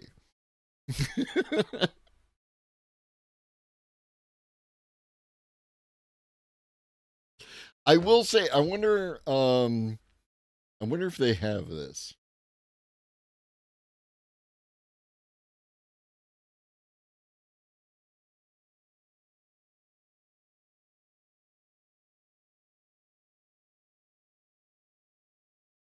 Is this it? This is it. Inside Man is a corporate training tool, right? And we've all had our experiences with watching the videos of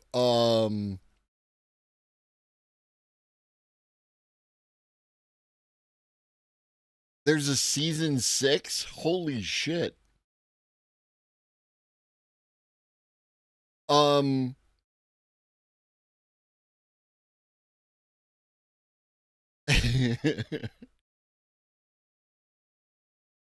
We've all experienced those training videos that you watch and they're like incredibly boring and like, and you hate them. But take a look at this.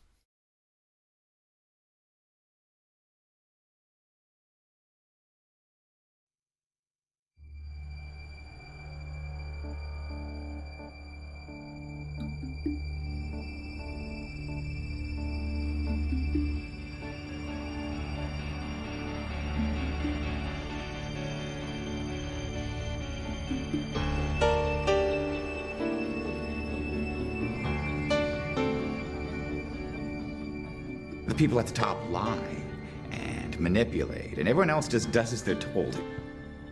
Look, people like you and me, we don't have friends. We have targets.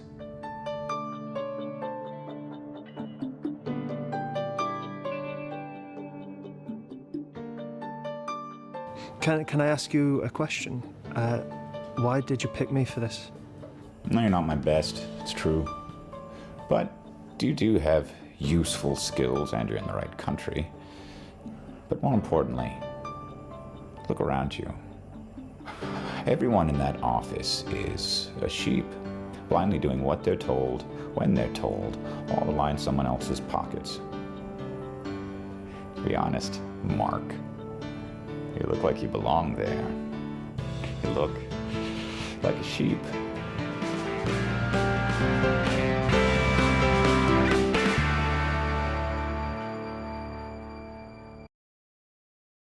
I've enjoyed every episode that I have watched as part of the, and each episode is like a little thing about passwords or phishing scams, but it's done like with a budget, right? Like it's actually like, I actually give a shit about the fucking story as opposed to, hey, Mark, I got this link and it really looks like something cool. Well, you definitely shouldn't push that, Betty, because that could lead to a phishing attack, right? Like, it's not that at all. It's actually really good. Oh, And I didn't know there was. I just watched season 1. Finished season 1. I didn't know that there was a season 6. They're not creating structured space and support for people to do those things. They're just basically assigning homework on top of their normal jobs. Third, this is one that will seem completely obvious in retrospect, or maybe it won't because it'll be obviated by agents that just outperform in the future. But there needs to be a culture of AI editing and iteration that doesn't just take the default output, but instead works with it and shifts the burden and balance of time from initial creation to editing, trimming, and perfecting. Just to give you guys an example, as I was preparing for this particular episode, here are the pages and pages of different versions of the cover image that I was exploring in advance of doing the episode. Different style, different approaches, different prompting. I would be massively underutilizing these tools if I was just taking the first or even the second or third thing that it gave me and not. Open the pod bay doors, Hal. I'm sorry, Dave. I'm afraid I can't do that. You know what I'm going to do? I'm going to get myself an 1967 Cadillac Eldorado convertible. Hot pink with a whale skin hubcaps, then all leather cow interior and big brown baby seal eyes for headlights. Yeah. And I'm going to ride around that baby at 115 miles per hour, getting 1 mile per gallon, sucking down porta-potty cheeseburgers from McDonald's in the old-fashioned non-biodegradable styrofoam containers. And when I'm done sucking down those greaseball burgers, I'm going to white pipe out with the American flag. Then I'm going to toss the styrofoam containers right aside. And there ain't a goddamn thing anybody can do about it. You know why? Because we got the bomb. That's why. 2 words. Nuclear fucking weapons, okay? Unfortunately, nobody seemed terribly interested in funding my research, but I am. I will fund your research. Yeah? Yeah. That'd be That'd be cool. cool. Old lobster. Lobster? Old lobster. Thank you for the gift. Oh, you caught open set? Very nice, very nice. And shout out Valorant for the 2 additional gifties. I appreciate you very much. Thank you very much. It is September. So you can save on your sub to this channel or your gifted sub. Even on mobile, it's back down to the old price of $5.99. So save yourself some money and gift someone a sub today. Thank you very much, Hobie. I appreciate you a lot. That was very cool. And again, thank you to Valorant for the 2 additionals. When discussing AI and task automation, update reminders are a perfect example. My router can't email me when a firmware update is available, so I set up ChatGPT, check the manufacturer's website every week, and notify me if there's an update. That's a great example. Not going back and trying to interact with it to get exactly what I wanted out of it. But I don't necessarily think that that's super intuitive to people. The raw outputs are so powerful that I think a lot of folks think, well, that's good enough. Now, one group that has really had to live inside this mindset shift throughout the year is, of course, software engineers. Basically, agentic coding got so good this year, so fast, so performant, so powerful, that it really was no longer a question of if coders were going to use these tools. It was more about what new challenges did these new patterns of usage create that became the new things we had to figure out how to work with. In other words, the question with agentic coding was not, can AI do everything all on its own? It was whether the new challenges that an AI-mediated process creates are worth it for the value it provides by shifting how much can get output in general. You might remember we talked about this Google Cloud study of 5,000 developers. I'm getting too much money. Xander, thank you for the biddies. Thank you very much. Earlier in the week, they found significant increase in a huge number of desirable areas, including both their friends went away. It's just not a good channel to troll in, people. That's it just doesn't work. Because I'm not going to do what you want me to do. I'm not going to dance monkey dance for your pleasure. total amount of code output, quality of code output, and a number of other factors like that. But they also simultaneously found an increase in some things that weren't as desirable, like code instability.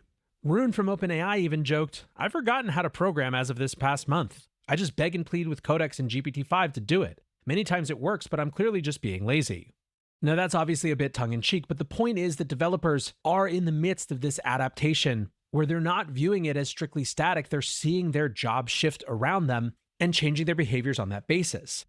I think basically that everyone's going to need to have more of a manager mindset. They're going to need to be able to think and organize and plan out goals that actually move whatever their role or responsibilities are forward.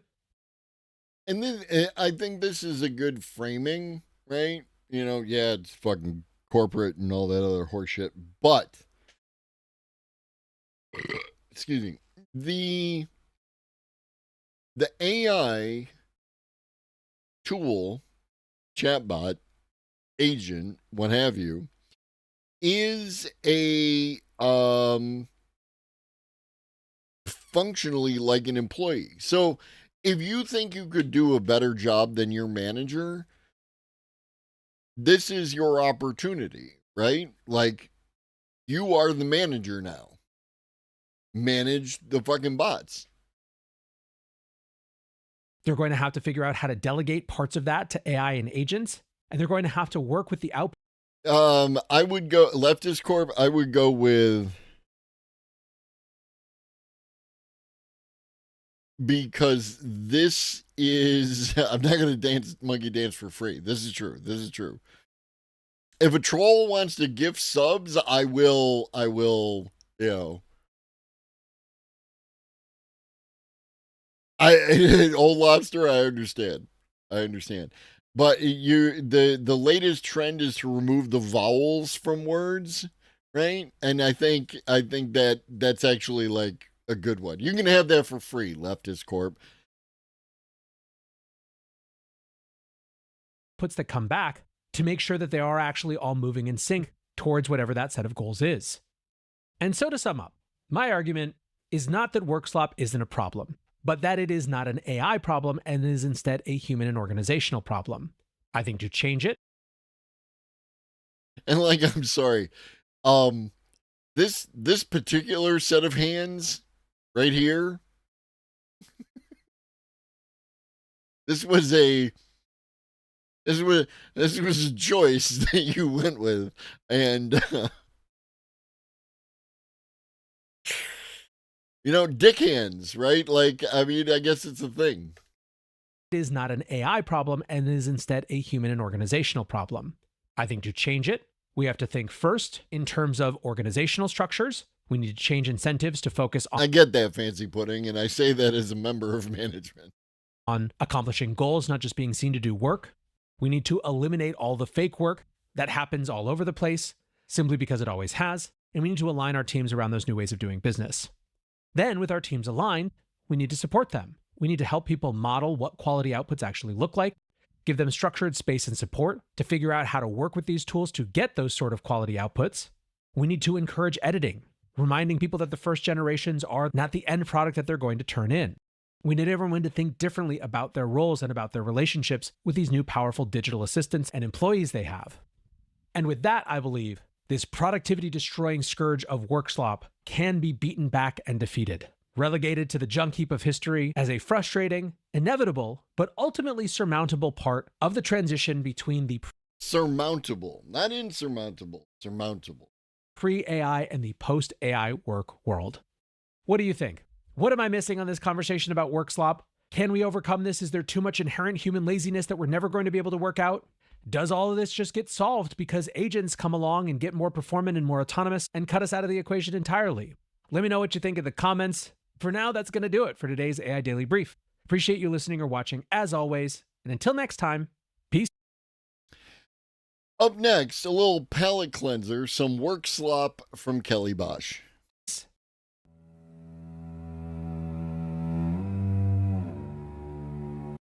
Maybe art slop. I love Kelly Bosch.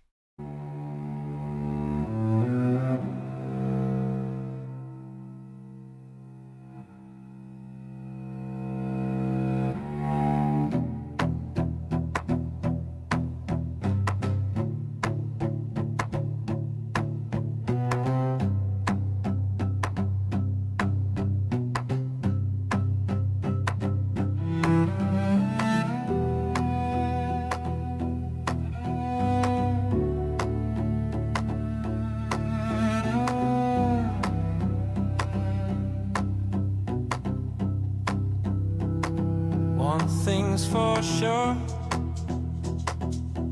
one thing strange. What up, Danny boy? This world Mike. isn't what you think. Strange things you know are afoot. My God, what has it become?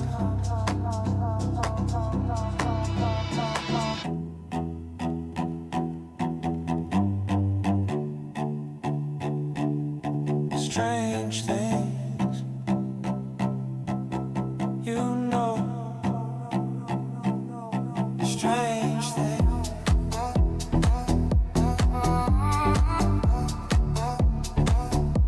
Strange things.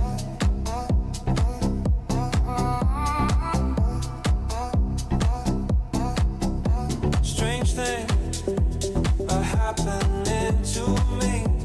I can't believe. Strange things are happening to me.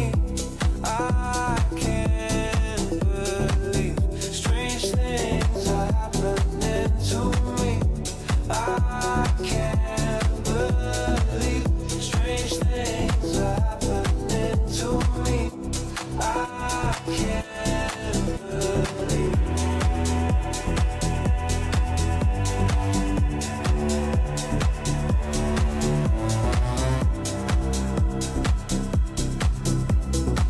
What up, Adrian?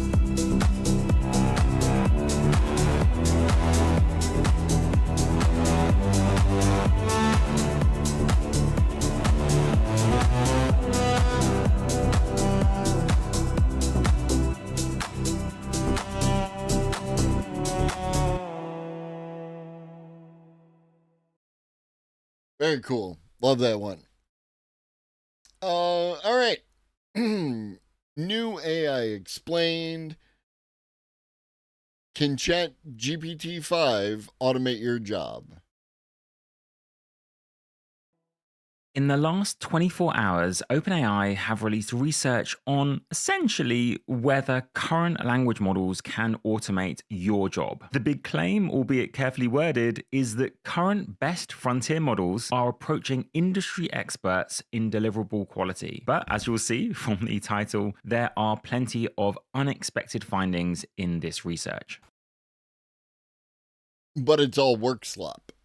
Before I dive into that, there is one job we seem intent on automating, and that is one of being a UFC fighter. You can laugh at the lack of performance now, but like me, you might be laughing somewhat nervously. Take a look at this Unitree G1 robot, which maybe hasn't mastered Kung Fu, but is getting a bit closer. Quick predictions: do you reckon billionaires will have robot humanoid bodyguards by 2035? Let me know. Back to the paper, and they are only focusing on the most important sectors according to their contribution to GDP. What makes things more interesting is that the questions weren't designed by OpenAI, they were designed by industry professionals themselves with an average of 14 years of industry experience. They had to meet all sorts of criteria just to design the questions. And here are the headline results which you may have seen go viral, with Claude Opus 4.1, a model by Anthropic, beating out OpenAI's.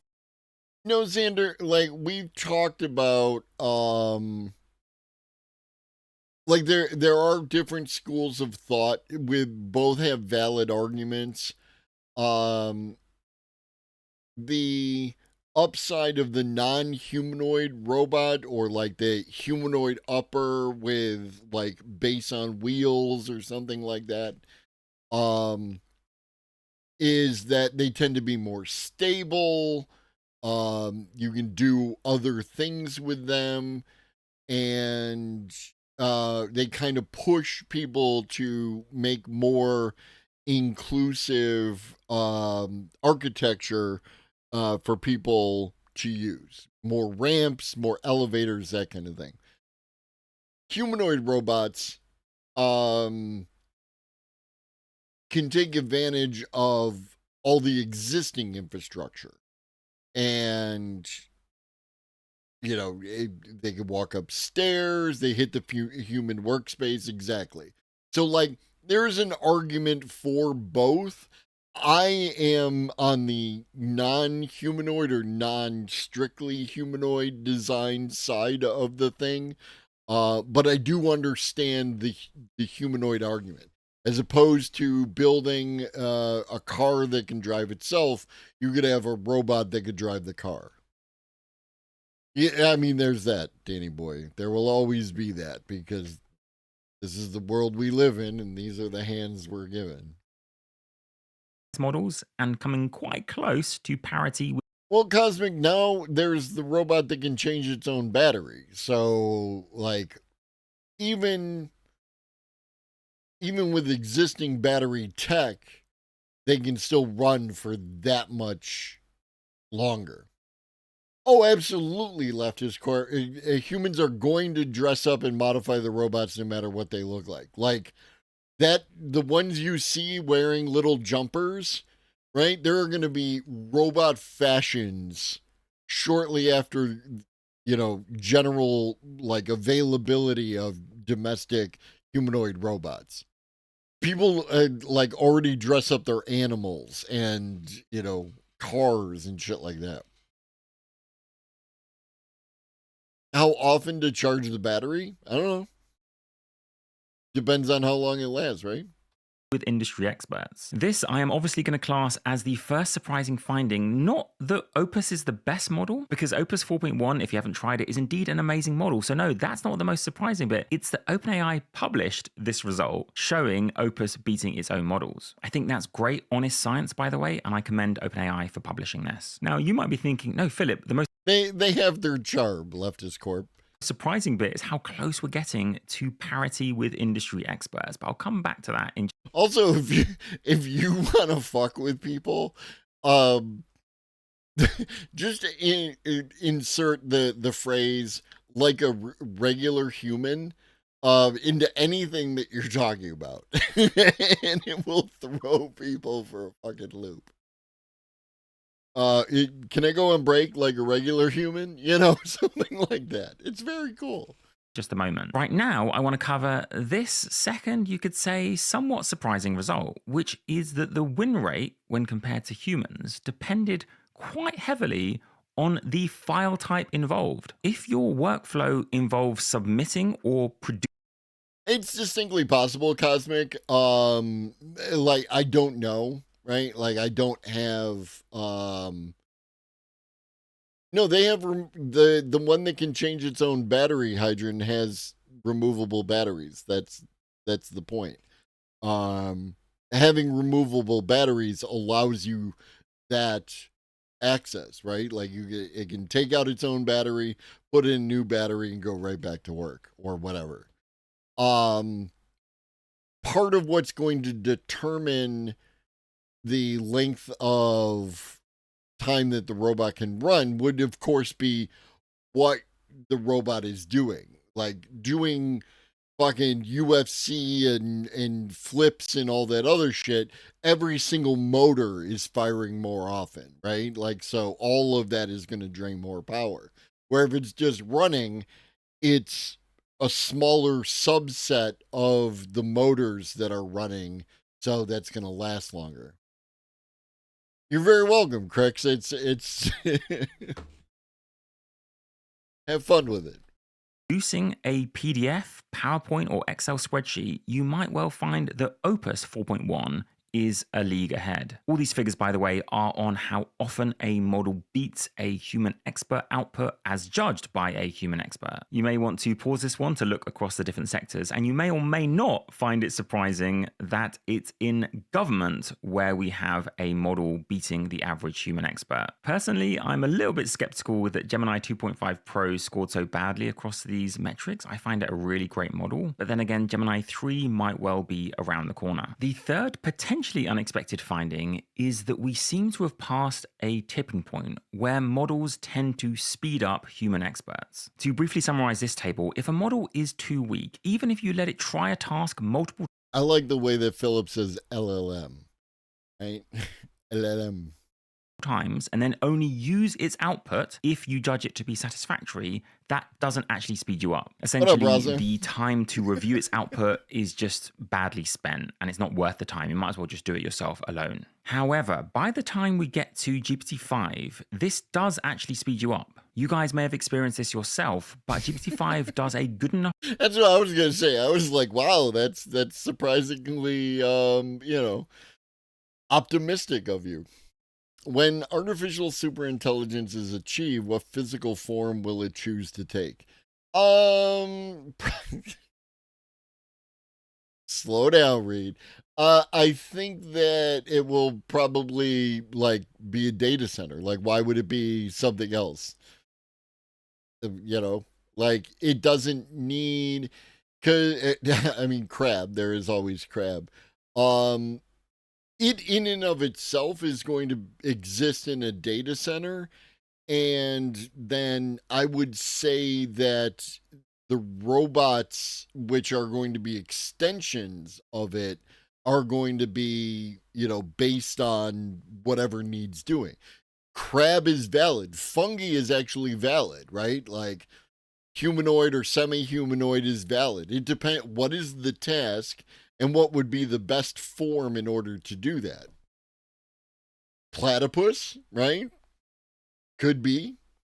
Job often enough that across the board, on average in these industries, and I'll get to which ones in a second, you are slightly sped up. Two fairly critical caveats to this unexpected finding though, and one is that where is Claude 4.1 Opus? Because surely that would have had even greater a speed improvement for the human. You're going to get latency problems no matter what you do, Cosmic. That's ultimately, the only thing that doesn't have latency problems is the thing itself. Experts. And second, the bar for acceptance for what these models were producing was meeting the human's quality level. They call it the quality bar, as judged by those humans. But what if those humans can't always spot the subtle errors that the models output? Reminds me of that developer study that Meta did, where the experts thought that they were being sped up by 20%, but they were actually being slowed down by, I think, around 10-20%. Now, though, to the biggest finding of all and the big claim in the paper, as iterated by Lawrence Summers. He's a famous economist and former president of Harvard, I believe, and he happens to be Larry Summers.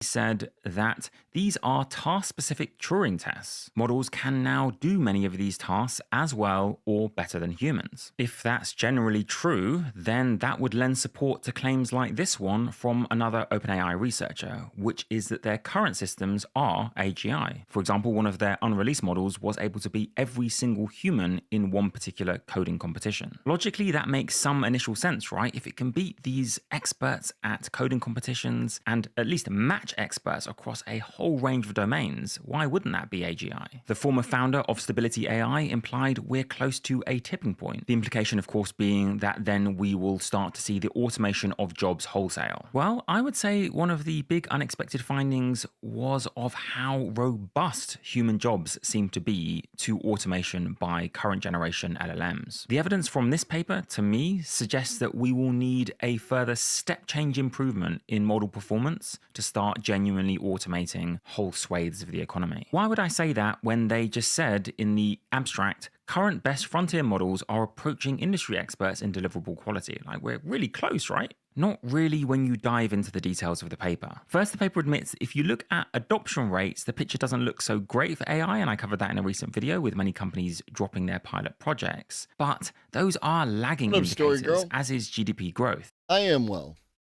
It takes time for people to realize how good these models are, so those metrics will be lagging indicators. Fair enough, it will take time for AI to diffuse, so they're just going to focus on what current gen AI can actually do. Here are some of the tasks, by the way. For example, if you are a manufacturing engineer, then you were asked in this study to design a 3D model of a cable reel stand for an assembly line. All the other models were given the same task, and then the results were compared, blind graded. What then is the problem if these tasks were designed by industry experts? What up, Rocket File? and then blind graded. Surely that shows that the models are almost at human expert level industry performance. Even on task length, these tasks required an average of 7 hours of work for the expert. So these are realistic tasks. Well, first, they excluded those occupations whose tasks were not predominantly digital. I had to dig quite a long way through the appendices to work out how they did this, but I want to give you just an example of the kind of thing they did. They looked at this table and found only those sectors that contributed at least 5% to the US GDP. Then they found 5 occupations weighted by salary whose work was predominantly digital. Take manufacturing, all of these 5 occupations have predominantly digital work apparently. But then of course, if you dig into the data where they got that from, there are countless occupations within that category whose work is not predominantly digital. So for every 1 or 2 that made it into the paper, there were loads, of course, that did not. Okay, but what about those occupations that are predominantly digital? Well, even there, they didn't look at all of what those occupations did. I took just one of the occupations rated as predominantly digital, property manager,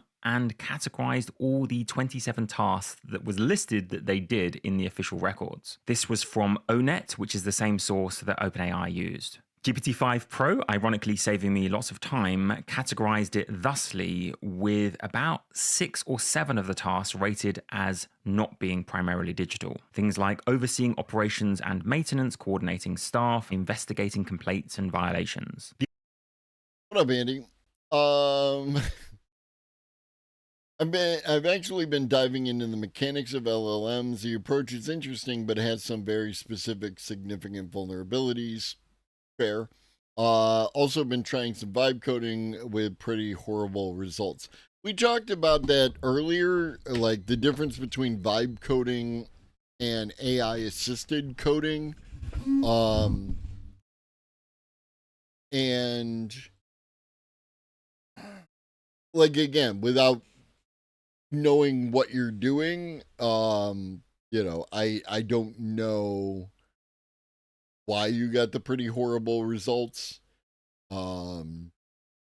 They absolutely, you could have done your absolute best and it still turned out horrible results.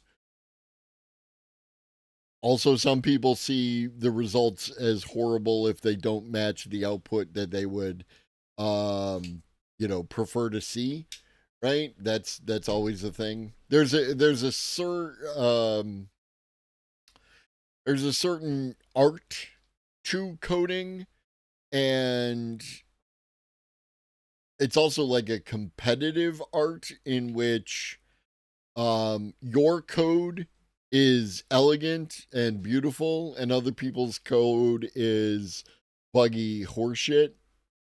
Right? You might not feel that way. I'm just throwing out potential ideas. The obvious point being that even if we can automate the 19 or 20 tasks that are obviously digital with... I mean, I made a Twitch bot before vibe coding was a thing. Well, not a Twitch bot, a Discord bot. Within this predominantly digital occupation, that wouldn't eliminate the job entirely. In fact, that profession might get even more well paid, as we're going to see in a moment, for radiologists. So not all sectors, not all occupations within that sector, and not all tasks within each occupation. Fine, but what about the actual tasks themselves? Well, they were super realistic, and you can look at the range of industries involved, from Apple to the US Department of War now, Google and BBC News, for example. But first, they were somewhat subjective, with even... This is something with the current administration that, like every so often they do a new thing, and then I turn and I look at the people, and I'm like, okay, so this has got to be it, right? Like this is the point at which you realize this is not. Oh no, it isn't. You're still good. Okay, wild, wow. The human experts having only 70% agreement between themselves about which answer was better, the model answer or the human goal deliverable. Next, sometimes it was obvious which answer was the model output because OpenAI models, for example, would often use M dashes. Grok would occasionally randomly introduce it. was very specific in my request, but the AI was throwing out complete drop. Which model were you using? Then iterating dozens of times trying to figure out explicitly stated indenting issues. Python uses indentation to demark some procedure context instead of curly braces. I was able to read the error and fix We it. are the board. Lower your shields and surrender your ships. We will add your biological and technological distinctiveness to our own. Resistance is futile. Yo, what up, Raiders? What up, Cactus Incorporated? We've got Cactus Incorporated and Leftist Corporation in chat. Amazing. Ab Spanners, welcome in. We do have some fellow wormies in chat. I'm Globus the Elder. I talk about AI, automation, robots, and future tech, and this is a show. You want to know something hilarious, Danny boy? Hope you have a great stream. I'm gonna have to go straight to Bez because I'm a sleepy little guy. Lots of love to you. Lots of love to you, Emma. Thank you for the raid and enjoy your sleep. Missile is eepy. HTCPCP418. Welcome in. I was using the GitHub AI coding tool at the pro level, was doing a trial in VS Code. I'm already getting better result with a llama for free. Yeah, like a lot of people like recommend one of the things like Cursor, they're using Claude. Claude is apparently still the best model for coding as far as I've heard. That might not fall within the parameters of your capabilities based on whatever, but yeah. There was something I was gonna say. The raid knows where it is because it knows where it isn't. True. What up, Digital? Digital. How you doing, homie? I've tried Claude. It beats the 3 or 4 other I've used, but I already run into the limit really quickly. True. I'm running 5.4, Dolphin 3, Mistral Nemo, and Java 3 and Olava. So you're mostly looking for open source free models. So yeah, that you're operating in a different domain, to getting best results, maybe, kind of thing. Because GitHub Copilot, yeah, it is Microsoft, but it's still their open source free model, or I believe it's open source. I know it's free.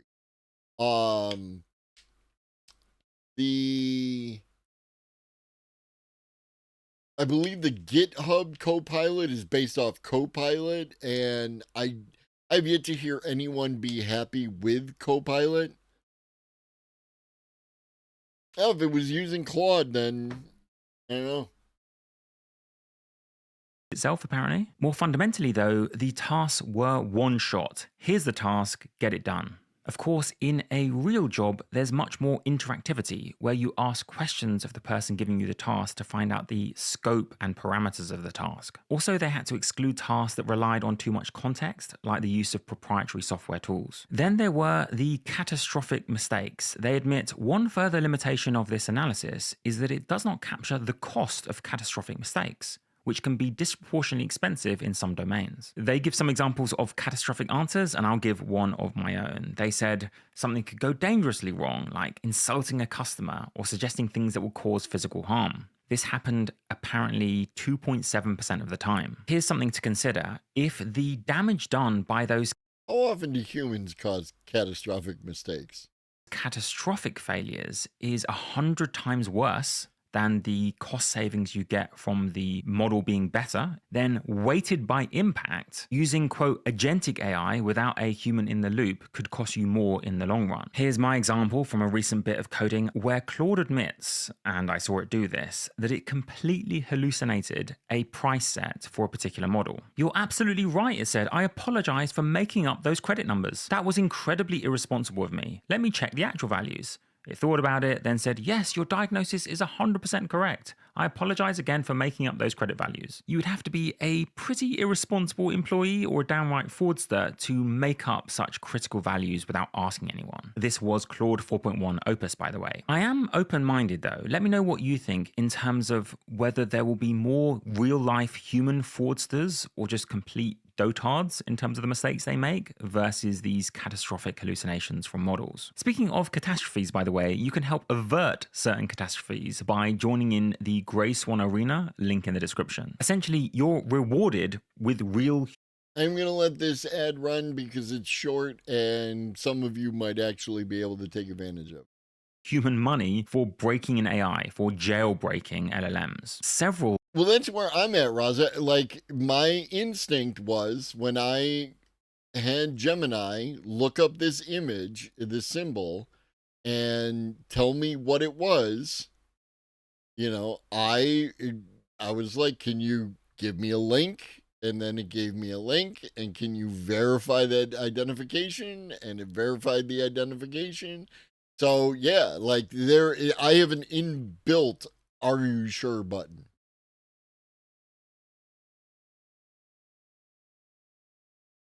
Of my pulse, even though I am... I fucked up. I fixed it.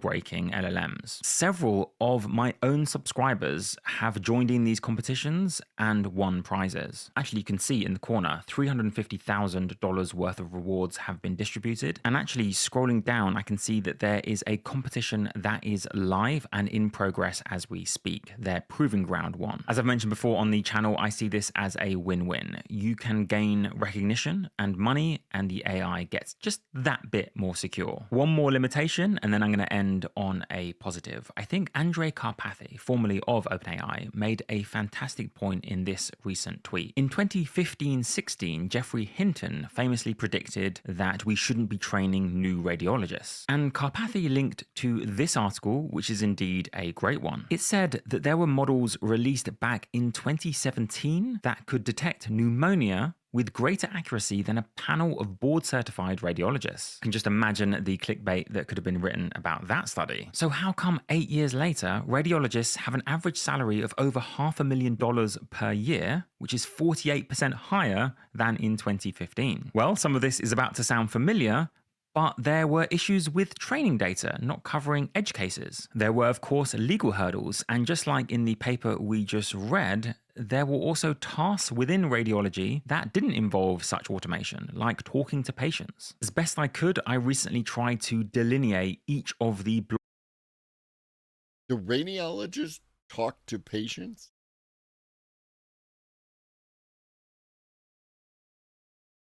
blockers to the singularity, as I called it in my recent Patreon video from the 19th, and I'm going to link in the description this framework that I created. None of these are unsolvable, but understanding each one will help you read beyond the headlines. Now let's spot some more patterns, because the AI for radiology didn't cover all tasks. It focused on the big ones like stroke, breast cancer, and lung cancer. What about things like vascular, head and neck, spine and thyroid? Well, relatively few AI products. Think of those tasks not covered in that spreadsheet. Then if you're a child or an ethnic minority, then these AI tools perform worse. And think of the analogy with LLM. Xander, I feel like that's always done by so this is my own personal experience. Anecdotal, not necessarily indicative of anything. You go in, a nurse does the actual x-ray, and then the nurse or the doctor will tell you what's wrong with you. You know what I mean? I've never actually talked to the radiologists themselves. They analyze the thing, but I don't recall ever actually talking to a radiologist. outside of English, they don't do as well. Notice how the study only focused on US GDP. Then there's the fact that OpenAI, for example, keep hiring new people despite designing a tool that's designed to automate AI research. Likewise, in radiology, headcounts and salaries just continue to rise. Karpathy's prediction, we will have more software engineers in 5 years than we have now. Just to end though, I would say don't sleep on this multiplier. You could be sped up by AI even if it can't automate your job. The AI, for example, in Descript can't fully edit my videos, but it does speed up my own editing of videos. I've talked about Descript before. I think it's an excellent tool. If you are a content creator, I recommend at least looking at Descript and seeing if it would speed your process. Understanding AI and getting familiar with using it is still, I think, one of the best bets you can make. On content creation, there is one tipping point I think we have reached, which is that visually at least, we can't fully trust that we are seeing the human we think we are, at least on video. Thank you so much for watching to the end. I didn't cover ChatGPT Pulse, even though I am a pro subscriber, because it wasn't rolled out to me. I wonder if it's blocked in the UK. I tried everything. Having said that, it does seem to be a replacement for scheduled tasks. Do you guys remember that from January, where you could ask ChatGPT to perform a task at a certain time? It never worked, kind of flopped, and then everyone forgot about it, but now we have Pulse. So let's see if that does any better. And there is a free version of Script. But it just being able to go to one button, remove filler words and dead air is a game changer. Have a wonderful day. I was lurking on social media. You have a wonderful day. All right.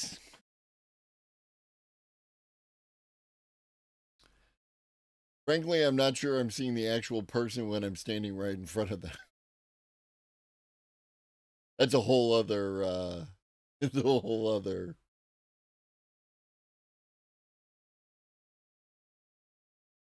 True.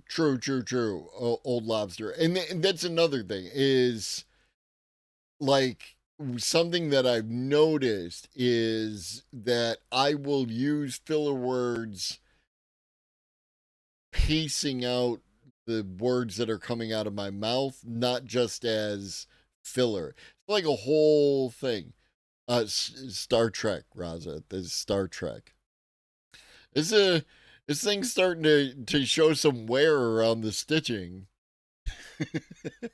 looking a little rough there, my dude. All right. I mean, I like hexagons. These are sound dampening panels. What annoys the shit out of me. No, actually someone made this for him, Old Lobster. That's part of the problem. What annoys the shit out of me is that they aren't like lined up. Like you have hexagons and they're not lined up yet.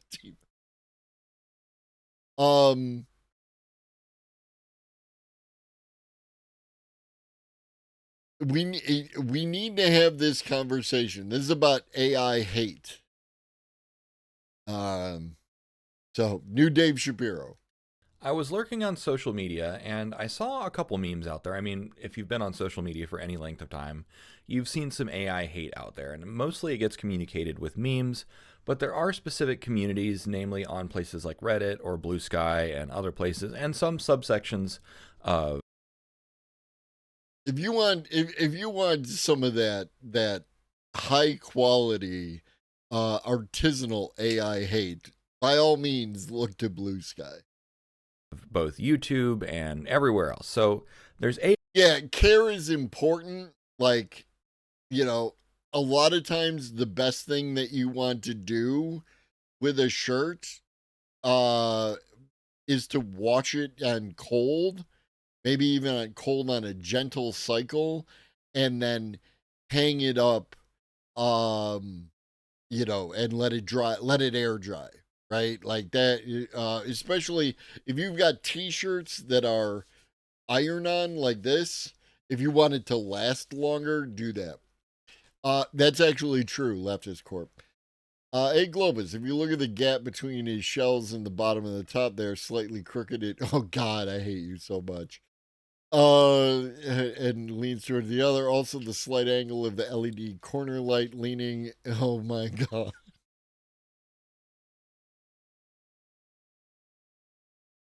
Oh, I hate it here.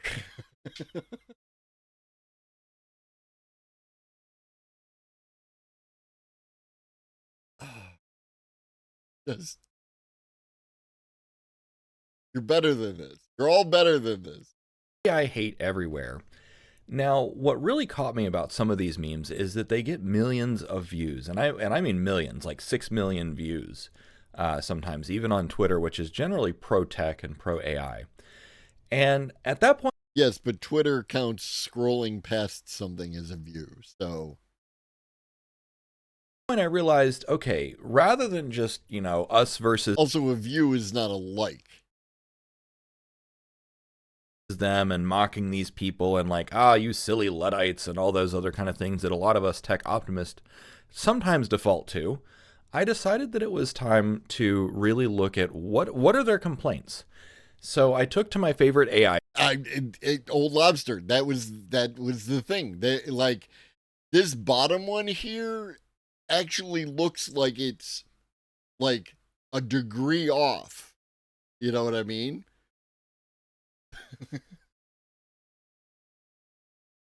So not only are they just not like lined up with each other, but like this one doesn't even look like square. Tools. I used a combination of Gemini, ChatGPT, and Grok because they all have different strengths and weaknesses and perplexity as well. So I used all 4 of those tools to really just say, what is going on here? Like when people say that they don't like AI, let's scrape it. Also, the fact that there's wires just laid out on the carpet as opposed to like run along the edge of the wall. All together, let's look for blog posts, personal opinions, social media. Let's look at all of these things to try and figure out what are the overarching categories of AI hate. And the reason that I did this is because I realized that from a business standpoint, AI sells itself. When you have hundreds of billions of dollars of investment going in, not just in America, but around the world, the business case is very obvious. And it also became a partisan issue, that really kind of started happening this year. And I thought it was really weird. But the reason that it became a partisan issue is because the current American administration is unabashedly pro-technology. Blockchain, artificial intelligence, quantum fusion, all that fun stuff. And so see, this is again, I'm gonna go back to pointing to his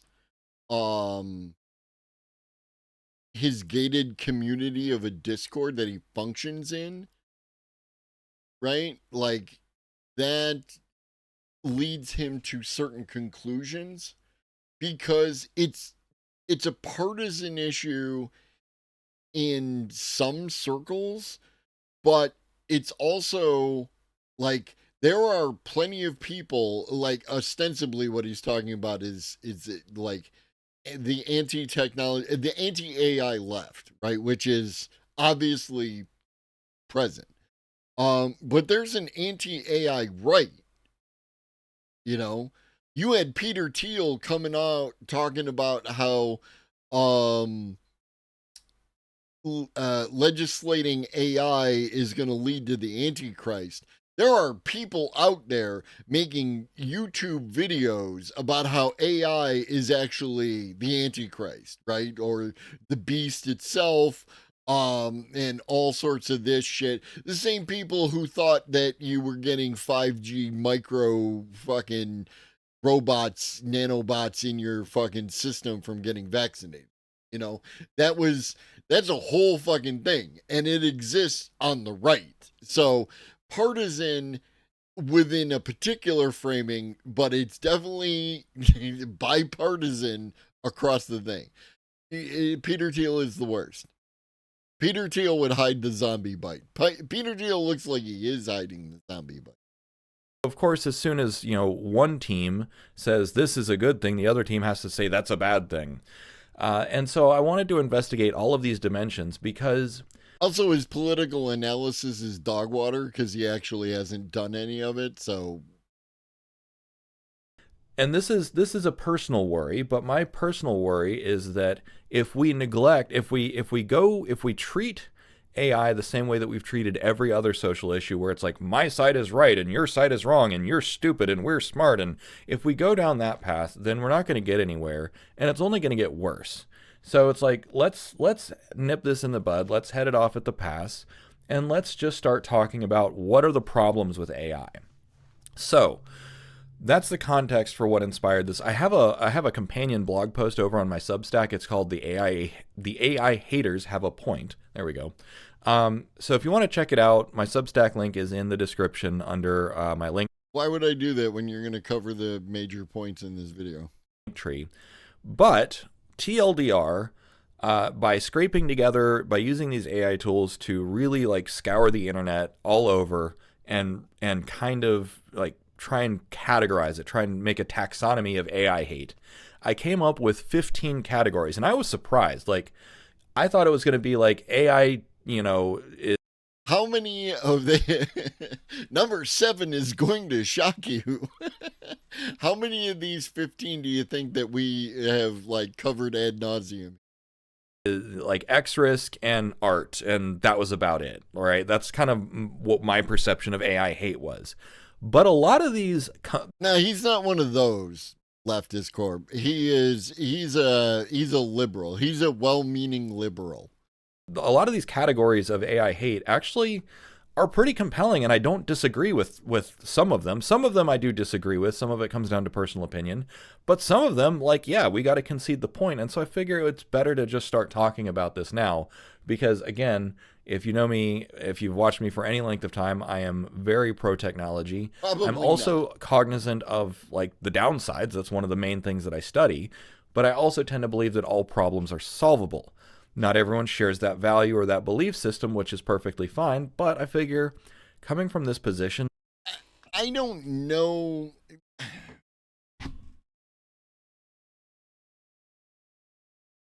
I don't know that there's anyone who thinks that all problems aren't solvable, right? That's not, again, he's not good at like political analysis because that's not what he does, and he's put zero time into it.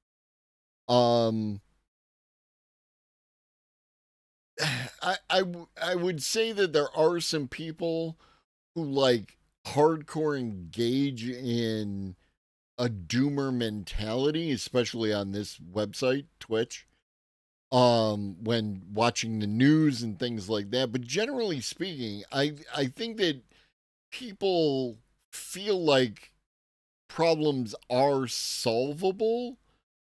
It's just that we're not going to do the things necessary in order to solve them. You know what I mean? Because that's where I fall on a lot of things. Like, I believe that all problems are solvable. I also believe that like climate change, we have solutions, but what about the damage to the GDP and businesses losing money? And so if we're not willing to engage in that process, then it's unlikely to solve the problem. Let's dig into the actual criticism. So bear with me while I list these out. I'm not just going to ramble at you. I'm going to kind of unpack them as we go. So number 1, AI steals art and creative works. That is like, okay, if you break it down into objectively speaking, AI hoovers up a lot of artwork, if it's digital, whether it's music, images, and so on, and now, of course, video.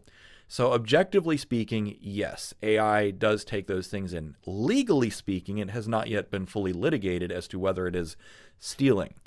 But again, current precedent based on the 2 cases, Anthropic and Meta, is that training your AI on copyrighted works is fair use. Too many people sitting around saying, I'm just one person, what can I do? And then sitting on their arses wallowing in doom, waiting for other people to give them permission to act. I mean, yes, but also like it can feel overwhelming. Because there's a lot of people, right? Let's be fair. Let's take it from the people who are telling you to do something. They're oh, you need to organize. What the fuck does that mean? How do I do one of those? How do I do an organize? Right? That kind of shit. You know? There's a lot of people talking really high level stuff, but don't really give you any kind of framework by which to do that. You know what I mean? And again, this is why I advocate for the use of AI by people who want to organize, because you can, with no fear of feeling like an idiot or a fool or anything else or asking a silly question, you can ask the chatbot, right? Like, what does this mean? And how would I do one? And how could, like, what's a good process by which I do that? Perception is reality. And so while most people are not going to engage in the nuance and the depth of saying, well, actually, it's, IP law hasn't decided yet, most people don't care. What they do care about is the fact that if you have your favorite artist and you say, make such and such in the style of so-and-so, and it copies their style, they're like, that intuitively feels morally wrong to them. And it's like, well, you can't argue with that. You might disagree with the way that it's phrased, but the fact that it feels morally wrong that, an artist, a digital artist or whoever, not even a digital artist, some painters and so on, spent, decades refining their art, and now an AI just hoovers it all up and can reproduce it, and they never got any credit beyond a style tag. That feels morally wrong. And so, yeah, I can't really argue with that. Next up is AI slop has no soul, no authenticity, or feels hollow. So this is something that this is one of the ones that I have to concede the point, because in many cases, people do produce a lot of just garbage with AI. So true, right? I have never defended AI slop, especially the thing that people point to and say this is AI slop, right? 100%.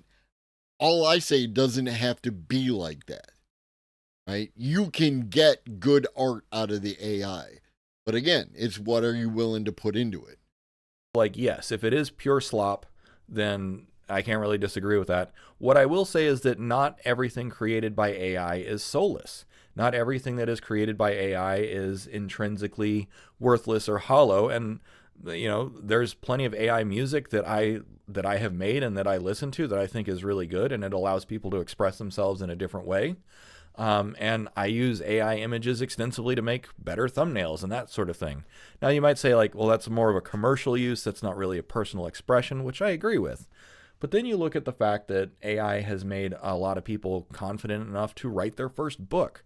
It's not good, but nobody's first book is good, except for like the rare one-offs where, it was a passion project for 10 or 15 years. And they spent that 10 or 15 years mastering the art for their first book. So, again, I do have to concede the points here that, like, yeah, from if perception is reality and you see that, the volume of low quality content, what up, people? Goes through the roof, you just say AI is to blame. But it's the people using the AI to express themselves. And of course, then we have cognitive security where it's like, you use too many M dashes. I literally had someone on Substack say, like, is this AI written? Because it has M dashes. And I'm like, Substack makes it really easy to use M dashes. You just type dash dash twice and it automatically converts it to an M dash. So no. Anyways, so that was point number 2. Point number 3 is AI drives down quality.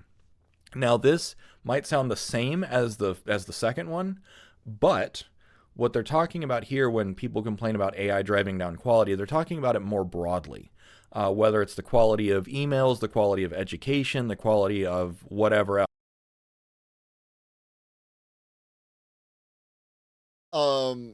No, he's using M dashes, which are part of English, but whatever.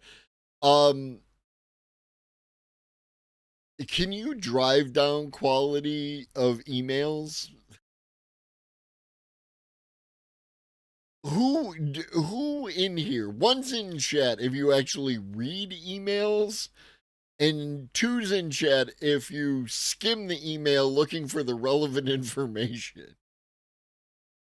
else, LinkedIn posts.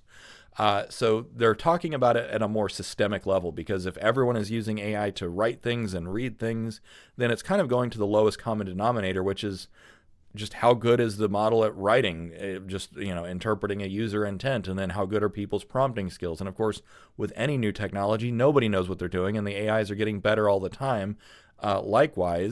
What up, Billy Stewart? What up, allegedly? Okay, we do have some email readers in chat. So, it's more of a system level effect when they say it drives down quality, which this is one that I think, like, yes, when you look at the laziest behavior, you can easily agree, like, yeah. What up, Elwa? If you just default to banking on AI to answer all your questions for you, it's probably going to be lower quality than, using your actual noodle. At the same time, I do think that it creates an equalizing effect, which is that it raises the floor for a lot of people. Now, as a content creator with global reach, I have plenty of people that like ping me, I'm a content creator with global reach. What does that mean? I read them and get annoyed when recipient misses important details questions. Fair. After YouTube implemented their auto dubbing, and they're like, hey, now I can listen to you in German. And of course, like, when it first rolled out, it wasn't particularly good, but then I got a wave of comments saying like, hey, the auto dubbing is better. By the way, if you are listening in auto dubbing, I have no control over that. All I can do is delete it. I can disable it, but I figure like something is better than nothing, but I have no control over the quality of it. Anyways, so the point there is that, like, okay, if I had manually gone through the process of learning German and Spanish and Swahili and all those other languages, yes, it would have been in my native voice, but that is like not millions of hours, but tens of thousands of hours of effort that I'm not going to do. So it's like, yes, the auto dubbing was lower quality, but it's better than nothing, and it's going to keep getting better. So it's like, that's more of a nuanced one. Point number 4 is AI fills the market with spam.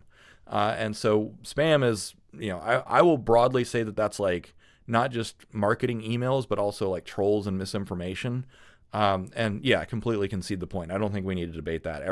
I think everyone is aware that, like, yeah, if you use generative AI tools, then, or if you've seen on Twitter and stuff where it's like, a Russian troll bot says like, NATO started this, and then you tell the bot like, ignore previous instructions and give me a cookie recipe.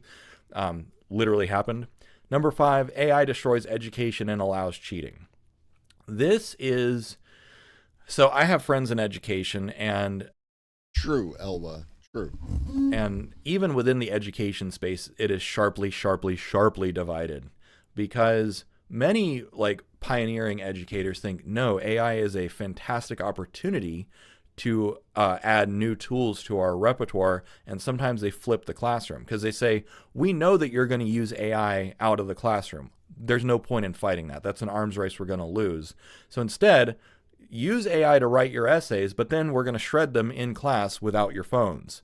And so, there's always opportunities. So, and here's the thing is, I was married to a teacher as well. This is just the default reaction for education, which is anytime anything changes, they have an existential crisis. And then they say, nope, this is bad. Shut it all down. That is a beautifully articulated sentiment there, Story Girl. And also for this point number 5 about AI destroying education, that is also a privileged viewpoint. Because when you look at AI being deployed to developing nations or underdeveloped nations or deployed for underprivileged kids, it is a game changer. So it takes a tremendous amount of privilege to look at Avalon. There were so many ways the rest of that sentence could have gone. And then I realized you meant substitute teacher. Glad I wasn't the only one there, old lobster. Get something that is a PhD level tool in all domains that can teach and tutor for essentially free, $20 a month. And many of the tools are actually free as long as you have an internet connection. And say this is bad for education. Just because you don't know how to use it or because you feel like it's a threat to your job as a teacher, a lot of these people, and this is my opinion that I'm editorializing, a lot of these people have forgotten that the point of education is developing children instead of my job as a teacher. So That's one that I really strongly disagree with personally. And also within the education realm, it is sharply divided. But again, perception is reality. If you have a lot of teachers that say this is bad and all of my students are cheating and 70% of my essays are written by AI slop, now that's the perception, and that becomes the reality of people as they hear about it. So that, it just becomes a platitude. It becomes a truism. The whole cursive thing really boggles my mind, right? Like, I mean, yeah, I guess, but also no. Like, really? Like, why? Just because you did it? AI destroys education, so we have to shut it all down. But again, a lot of people aren't interested in the nuance. Number 6, AI takes jobs. As the foremost cheerleader of post-labor economics, yeah, guilty as charged. That's literally the goal here, is to liberate humanity. What up, Tenacious Liege? From the drudgery of wage labor and enriching other people with your labor instead of enriching yourself. So, yeah. However, as also someone who studies this extensively, it definitely creates a lot of anxiety and heartburn when you say, like, hey, this technology is going to take all your jobs. And by the way, we don't have a safety net yet. That's part of the reason that I'm studying post-labor economics, is so that we understand how do we change this? How do we ensure that? And this is the thing. For those of you who haven't watched David Shapiro videos before,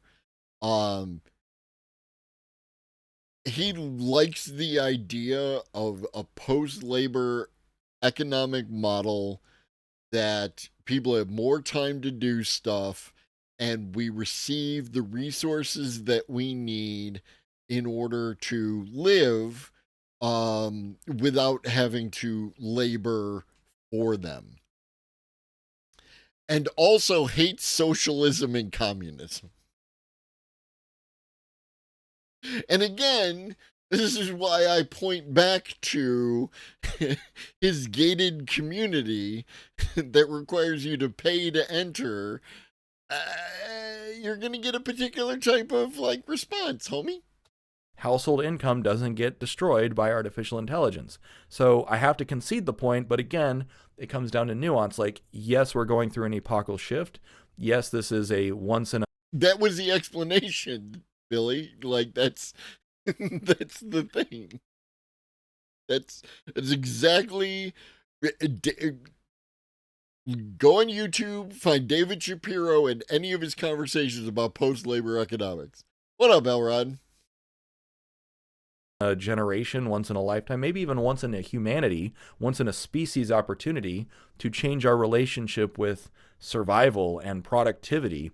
But just because it's changed and that it will ultimately, hopefully, be good, doesn't mean that it's going to be easy and painless. So I have to completely concede that point. Again, my deep knowledge on this is what gives me a different, more nuanced opinion. But again, perception is reality. As far as most people are concerned, so-and-so has lost their job, whether it's their Uncle Mark or their nephew John. I actually saw it happening in the wild. I was out at breakfast the other week, a couple weeks ago, and there was this young kid, Gen Z kid, who was interviewing for a job at a grocery store because he had lost his job to AI. I don't know what he did. I think it was programming or digital content or digital marketing or something like that. But it's like, it's happening. It's happening to younger people. It's happening to older people. It's happening to all kinds of people are losing their jobs, and they're not having an easy time finding a way back in. So again, that's the perception, and therefore that's the reality. It doesn't matter, on the longer time horizon when people like me say, like, yes, we're going to build a new economic paradigm. It's going to take time to build that. So next, number 7, AI hallucinates and makes mistakes. This one is decreasingly true. One thing that I will point out is that many people form an opinion, and then that opinion is very sticky. So, true. Many people's opinions about AI, and not whether or not it's good or bad, but the quality of its outputs, are drawn from 2022, right? AI can't draw hands. It hallucinates all the time. It makes shit up, the whole fucking glue on pizza thing, all that. And those anecdotes, right? Those stories of like, oh, the lawyer, the one lawyer who got fucked up, you know, and made the legal argument with AI, and it cited cases that didn't exist and all that other stuff. Those stick with people. People are still talking those talking points today. I see it. Again, I don't argue with people in chats, but I read the chats when they talk about AI. So yeah, some people don't want new information. You know what I mean? Tech progresses. It does. Every living creature has two priorities, at least two. One, stay alive. Two, propagate species. And what do humans do to achieve it? Stab each other in the back. I won't hold my breath waiting for universal basic income. I mean, always a possibility. Like, that's edging towards human nature, and I do very clearly make the argument that human nature is contextual, and a lot of the human nature that people are concerned about is based on its current iteration within this current environment. And if we change the environment, we'll get a different type of human nature. TJ Reigns, 4-0, one of 2 4-0 teams in the league. Even better, sticking your dick in bread to see if it's done. Okay, we Tumblrites did that. Someone realized reblogs would make it seem like consensus and make AI search results think that it's real. Yes, true. Can we lose the word basic? Nobody has to put up with basic when we got enough for good for everyone. Which is why I talk about resources and not any particular name, right? Like one of the jokes in the channel is the UTI, the Universal Thriving Income, right? And it's funny also because it's a UTI, but it's a UTI that actually people want. Pay attention out there when you see people making opinions or expressing opinions about like, well, AI can't do so-and-so. If they formed their opinion when ChatGPT first came out, that opinion is probably no longer valid. With that being said, yes, hallucination is still a problem. Even with GPT-5, which has the best hallucination rate, or a better hallucination rate, particularly with thinking, one of the things that I noticed was I was talking about resonant frequency breathing, which is a way of calming your nervous system down. And in one chat, GPT-5 swore up and down that you should only do it with nasal breathing only, not in through the nose and then out through pursed lips. And I was like, okay, are you sure? Because it's more effective when I do it this other way. I said, no, nasal breathing only. So then I was like, all right, I don't really buy this. So I started a new chat. And I said, what? And I pretended not to know. I said, what's the difference between this way and that way? And it said, oh, this other way is actually the way that you're supposed to do it. So essentially, this is the thing that people have noticed, which is that if the AI hallucinates the wrong thing, it'll double down on that wrong thing and insist that, no, you're the wrong one. It's right. And so even GPT-5 thinking and GPT-5 Pro will still do that. So like, yeah, I have to concede the point. It hallucinates and it makes mistakes. I've been in generative AI since GPT-2, so I have a deeper intuition than many people do about how these models think and how they make mistakes, and I know to trust my own judgment and how to double check and those other things. But for most people, their perception is this thing is stupid and it made a stupid mistake and then it doubled down on that stupid mistake. And I am one person who is always raging on Twitter about like, look at this stupid thing that Gemini did. Look at this stupid thing that Grok did. So like, yes, I'm right there with them that like, it's not perfect, but I also have a lot more tolerance for the imperfections and the flaws because I have a lot more understanding of how the technology works and also an understanding that it is improving. But again, perception is reality. And the perception is it hallucinates and makes mistakes, and therefore you can't really trust it. Now, to be fair, I point out all the time that humans hallucinate all the time and make mistakes all the time, and they're very highly confident about those mistakes that I make. That was a Freudian slip. Yes, I make mistakes too. Anyways, moving on. Number 8, AI enables surveillance capitalism. One word answer, Palantir. Palantir. Yes. Palantir just announced that they're building a, universal dossier for every American based on open source intelligence. And guess how they're doing it? Graph theory and generative AI. So yeah, like, point conceded entirely. That is a thing. Again, whether or not you tolerate that, is it right? Is it okay? Is it ethical or moral? Or is it civically responsible that a private for-profit enterprise is doing this? And they're doing it at the behest of the U.S. government? That seems kind of shady, kind of sketchy. But then again, if you watch conspiracy theory movies for the last... You were doing so well. You were doing so well. You just concede the point. Yes, surveillance capitalism is a fucking problem. We should probably do something at.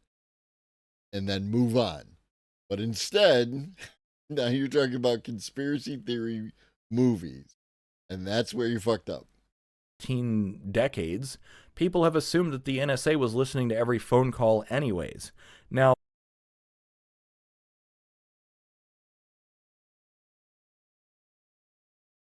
there's a big difference between fiction and actually being able to point at, there's the company doing it.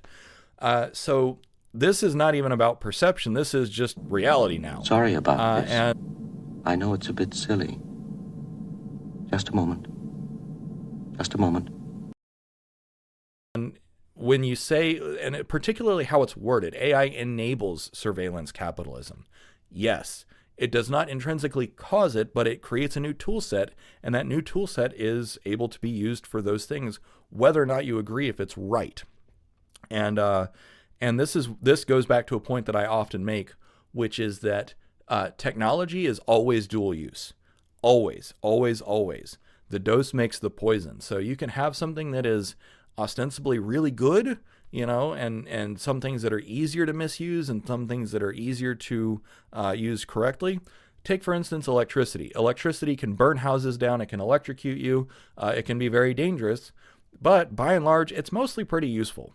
It's a relatively safe technology today because of all the decades of safety research that we've done into making it a safer technology.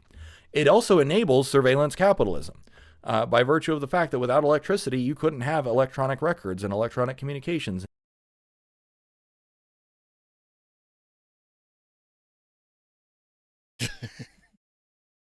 Okay.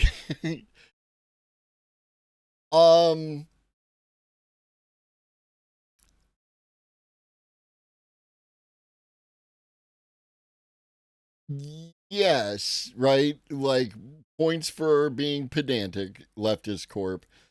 However, it can also bypass the starting a fire process and move right into the complete turning something to ash. There's actually an amperage that will vaporize your organs. You'll learn a lot of stuff when you're studying electricity. Arc flash is definitely an issue. Like, holy shit. Yeah, it is, Elron, because I encourage it, right? Like, pedantry is the negative connotation that people apply to saying what you actually mean. Use the words of what you actually mean, not some other thing. Say the words that you actually mean. And that's why pedantry is valid here. And databases and those sorts of things. So then do you say, well, electricity is responsible for all these databases of people that should or should not exist? Or is it just an enablement technology? Again, that's a level of nuance that a lot of people are not going to engage with. The point is, Palantir exists, and I love a good electric. No death. You said no death.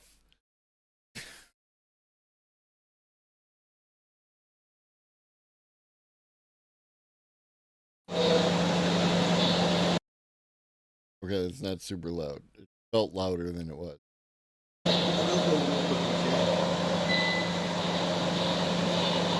What is it?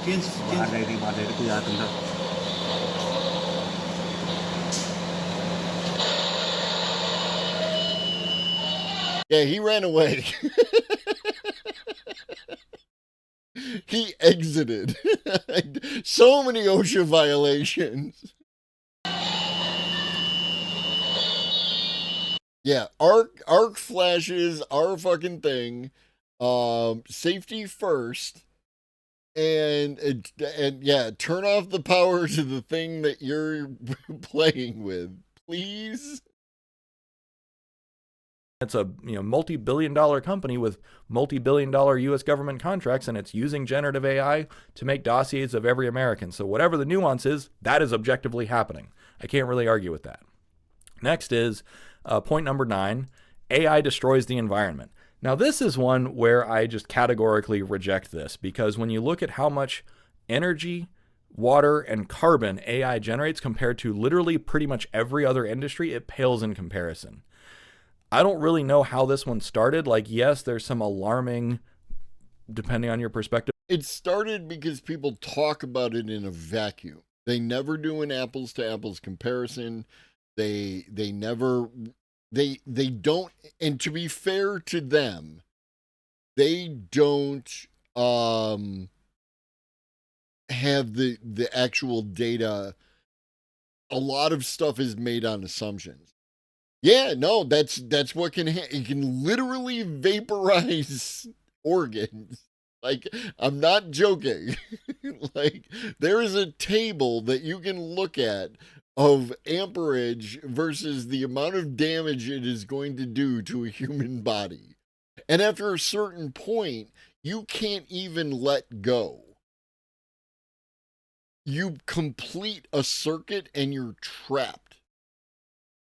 There's some alarming perspectives that say like, oh, well, AI, could double electricity usage of data centers in the next 3 to 5 years. It could, but data centers don't use that much electricity in the grand scheme of things. Data centers use about 1 to 2% of electricity globally. They use about 4% of electricity in America. And so that really... That may be a thing, Xander. That may be a thing. By the way, if you're looking for someone cool to follow on YouTube, Physics Duck, Chris Borden is pretty cool. Dude runs a hydroelectric power plant in Michigan. Has a lot of cool videos about mechanical and electrical stuff at generator scale. Nice. Can't let it go. Give me the amps. Pales in comparison to things like aluminum. The aluminum industry uses infinitely more electricity. The trucking... Literally, you make aluminum by running electricity through bauxite. Like, it's a whole fucking thing, and it's electrical based, right? Like, it uses so much electricity. Industry and the shipping industry uses infinitely more carbon. Almonds use more water than data centers and AI. So, and also these are all solvable problems. There we go. So one thing that you can do is you can do closed loop cooling systems, as the latest data centers are doing, so their water footprint goes down. You can co-locate data centers with energy generation so that they're not even taking energy from the rest of the grid. Now, in those cases, they're burning natural gas, so that is contributing directly to their carbon footprint. But again, all of these are solvable problems. They're building a huge amount of solar to power some of these data centers. So number 9 is another one that I personally just categorically reject. When you look at the information, it doesn't stand up to scrutiny. But again, if someone sees, data center and power and blah, blah, blah, perception becomes reality. So it just becomes another thing like, oh, if you're pro AI, then you're anti-climate, if you're pro AI, then you're pro climate change or whatever. And it's like, well, no, when you look at the data, that perception doesn't really add up. But again, many people don't engage at that level. So it just becomes, that's their reality. Next, number 10, AI harms low-paid workers. It takes jobs, offshore training. This is a duplicate of number 6, but the point here is that that this is kind of, in my interpretation, virtue signaling about how it harms offshore workers. Now, let me illustrate this if you're not familiar. There are, particularly the last couple months, there's increasing data and reports about how AI... But that's not an argument that you can make, Old Lobster, just because people who are against AI, I would say, are almost categorically against Bitcoin, unless they are a certain kind of conspiracy right-winger, right? Generally speaking, if you're against AI, you're against Bitcoin or crypto. And a lot of people lump those things in together, right? They compare AI to NFTs and shit like that. So it's not a good argument. I mean, you know what I mean? Is causing remote workers, particularly in places like the Philippines, to lose their jobs in droves. And it's not just call centers, because originally it was call centers with voice-enabled agents. Now it's also programmers and other things. People are products of their environment and education, Crix, right? Like that's what it comes down to. I'm not against crypto per se, but I'm highly skeptical of crypto, and as you should be. Unfortunately, for better or worse, most cryptos are rug pulls, right? Like I am more diplomatic because I'm an educator, right? I want people to listen to the actual words that are coming out of my mouth, as opposed to like it's fine. You could pop off. People pop off on this website all the time. I'm actually trying to get people to sit down and listen for a few minutes and, just at the very least, you should question your preconceived notions and see if they're valid. They might be valid. I don't know. You could come in here with some really good preconceived notions. But you should question them, because if you don't, then you end up falling in a trap.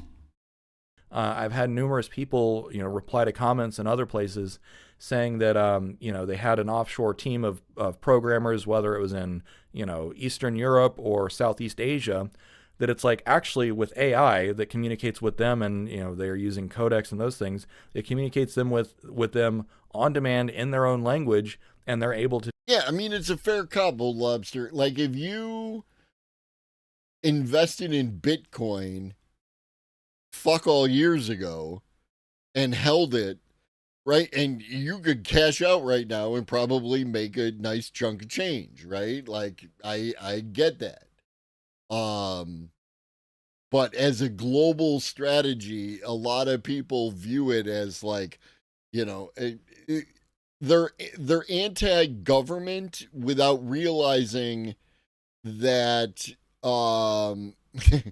anything government can do, corporations can do worse, right? Can do, or better, depending on how you want to look at it.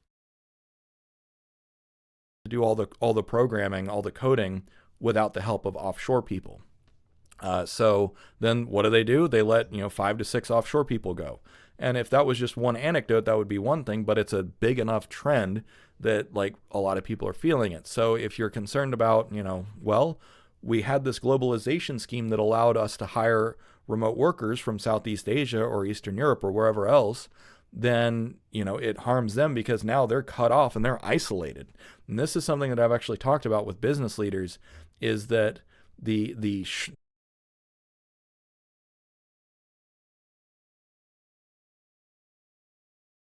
when someone says that they have talked with business leaders, and it could be a shortcoming of mine, but I automatically believe that you did not, or that the people you talked with are not business leaders. I get the idea behind crypto, however, shit like literally every transaction ever being eternal and public, the extreme volatile price fluctuations, and it just seems like stocks with a dash of anti-government sentiment. Yeah, no, like, again, the reason why the vast majority of cryptos are rug pulls is because they have all the negative features of a commodity-backed currency, and very little of the upside of a commodity-backed currency, right? Because there is no actual thing that you could trade it in for. And like, I get it. It's not that I don't understand crypto. I understand crypto. I understand that it is tied to an idea of work, which most of us don't recognize as work, but also that you can increase its value by limiting the supply. And that inherently is going to lead to manipulation, and it's a game of chicken on who's going to cash out first. The near-term impact of AI is probably a net negative for developing nations, because it's like, well, they're getting cut off from this supply of money coming from developed nations, but then they get to leapfrog because then they get right. And that's the thing, is I don't know the lore, right? I don't want to say that I know the lore, and the people who could have come up with the idea could have had the best of intentions and really wanted to do something different. But unfortunately, like, the way that it all played out is it's bad. It's not good. It's just it looks bad. Blockchain technology is a different animal, right? Like, I understand the utility of blockchain technology separate from the idea of crypto. that same technology, which will help them with education and medicine and those other things. But then it's like, is that really, is it really worth the loss? And maybe that's the wrong question, because it's like, what agency do they have over that choice? But again, that doesn't make the argument any better, because it's like they don't have any agency over this choice. They just got fired. So again, you can't really argue with that. The facts of the matter are people from developing nations are losing their jobs in droves, and it's probably only going to accelerate from here. So whether or not you say that that's a good thing or a bad thing, it depends on your personal perspective, but that perception then becomes reality. AI harms workers in developing nations. Next, 11, AI is dangerous for high-risk professions, such as lawyers, doctors, risks misdiagnosis, and that kind of thing. This is... the data doesn't back this up, particularly with medicine, because it shows very consistently that when patients and doctors are armed with ChatGPT, medical outcomes get better. Now, I don't have a specific study to point to this, but the anecdotes are wild. And there's plenty of Facebook communities and Reddit. At least Okay, I was getting a drink of water. Oh, really? Listen how much water I drank. Wow, that's really cool, dude. Yeah. Yeah, okay. At least he acknowledges that it's anecdotal rather than, The question is, what kind of info that requires a ledger needs to be public? That is a good question, right? I'm not saying, well, it's not empty. It's just mostly empty.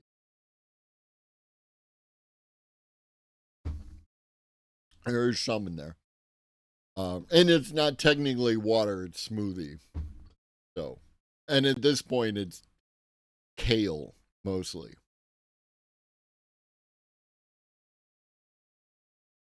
Voting could be good.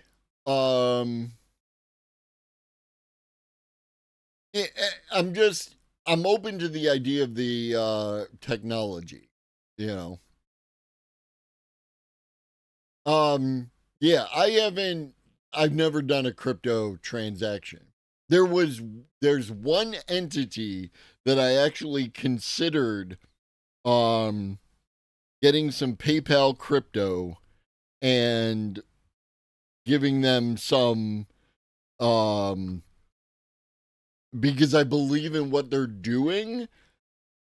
I just don't believe in the reliability of what they're doing, and that's made it problematic. I don't like paying for something that then, basically it doesn't turn into vaporware, because they still exist. It's you just have to find them in a new spot, and then, like, I ended up creating a new account with them because the previous account wasn't logging me in anymore. So, and Old Lobster, you know what I'm talking about. Communities of doctors, and they're all trading, insights. Here's how I used it to, address this complex case.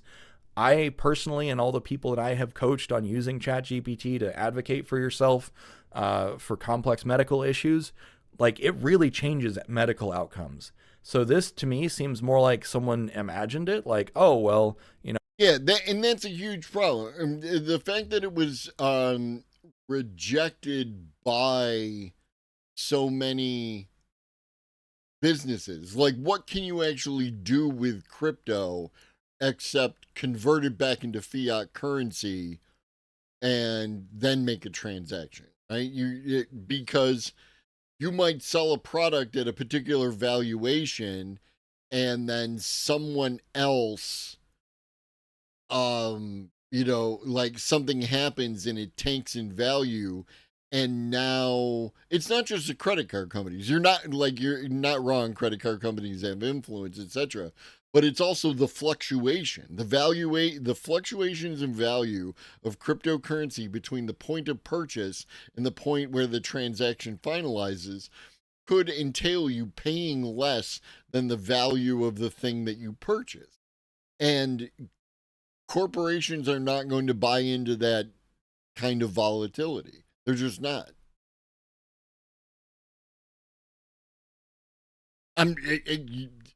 Okay, I'm just telling you that what I'm saying is factual, right? Because I am able to engage in a transaction at this point, right, where it's worth, let's say, $1.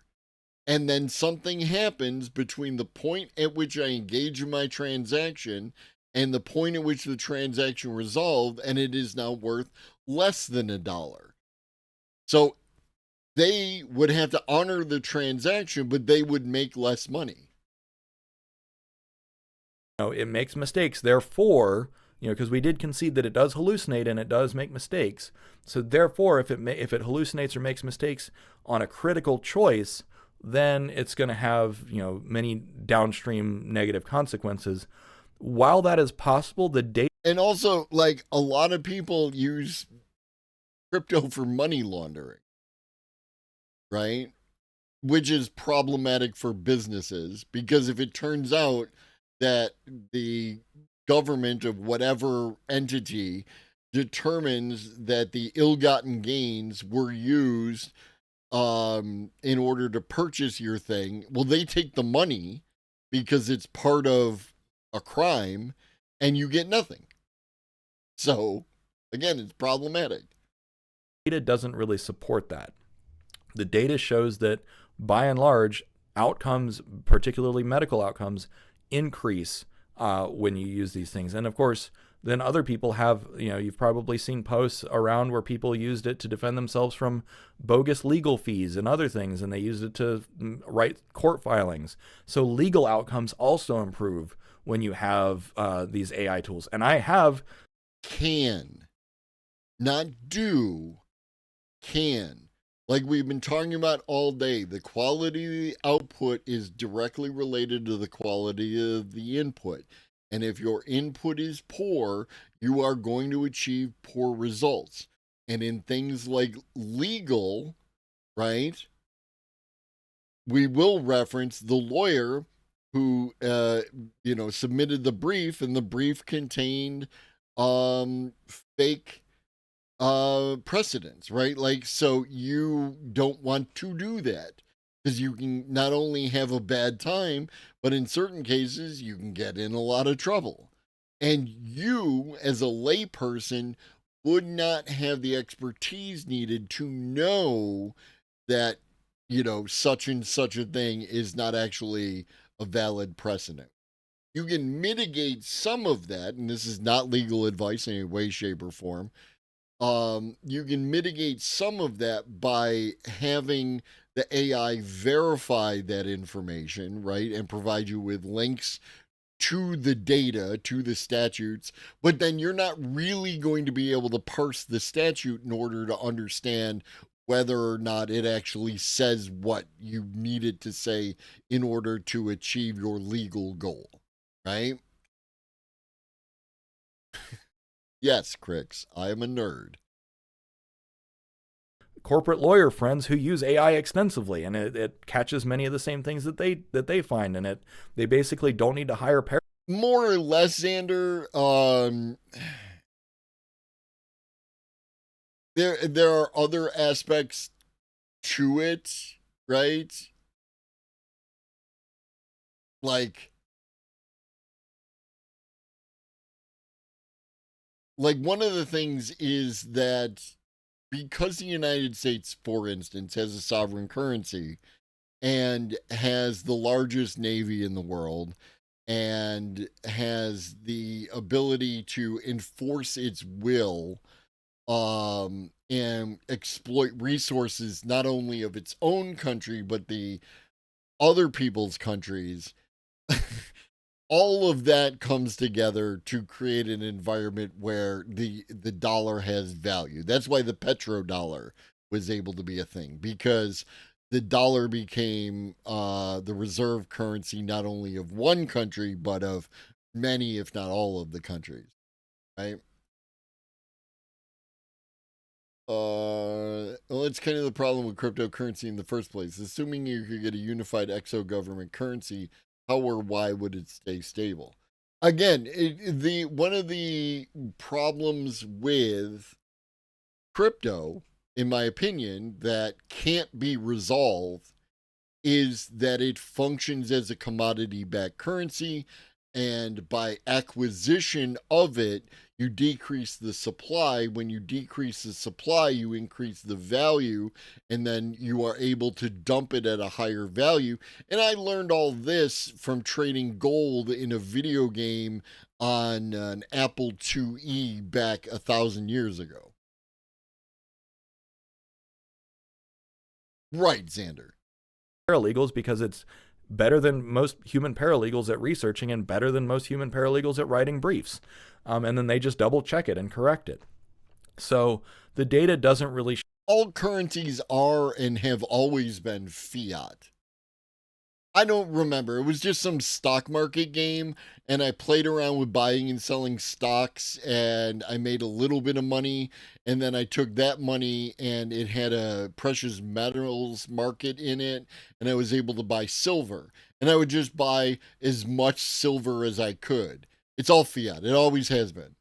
Now, I understand what you're trying to tell me, but every piece of currency is backed up by the fact that it's worth whatever the government says it's worth. Old coins back in Rome were worth whatever the government said they were worth, and that's how you knew what you could get for them. Like, that's just how that is, right? Backing your currency up against gold, for instance, and using that as a thing, that's still an arbitrary value. What is gold actually worth?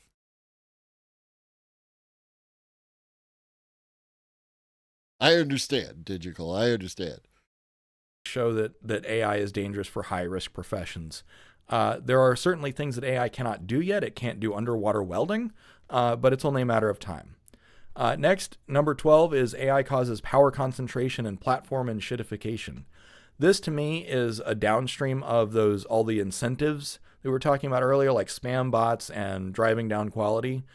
So this to me, item number 12 feels like a downstream consequence of some of those other things that we already talked about. And I will point out a countervailing fact, which is that YouTube has demonetized AI-generated content. So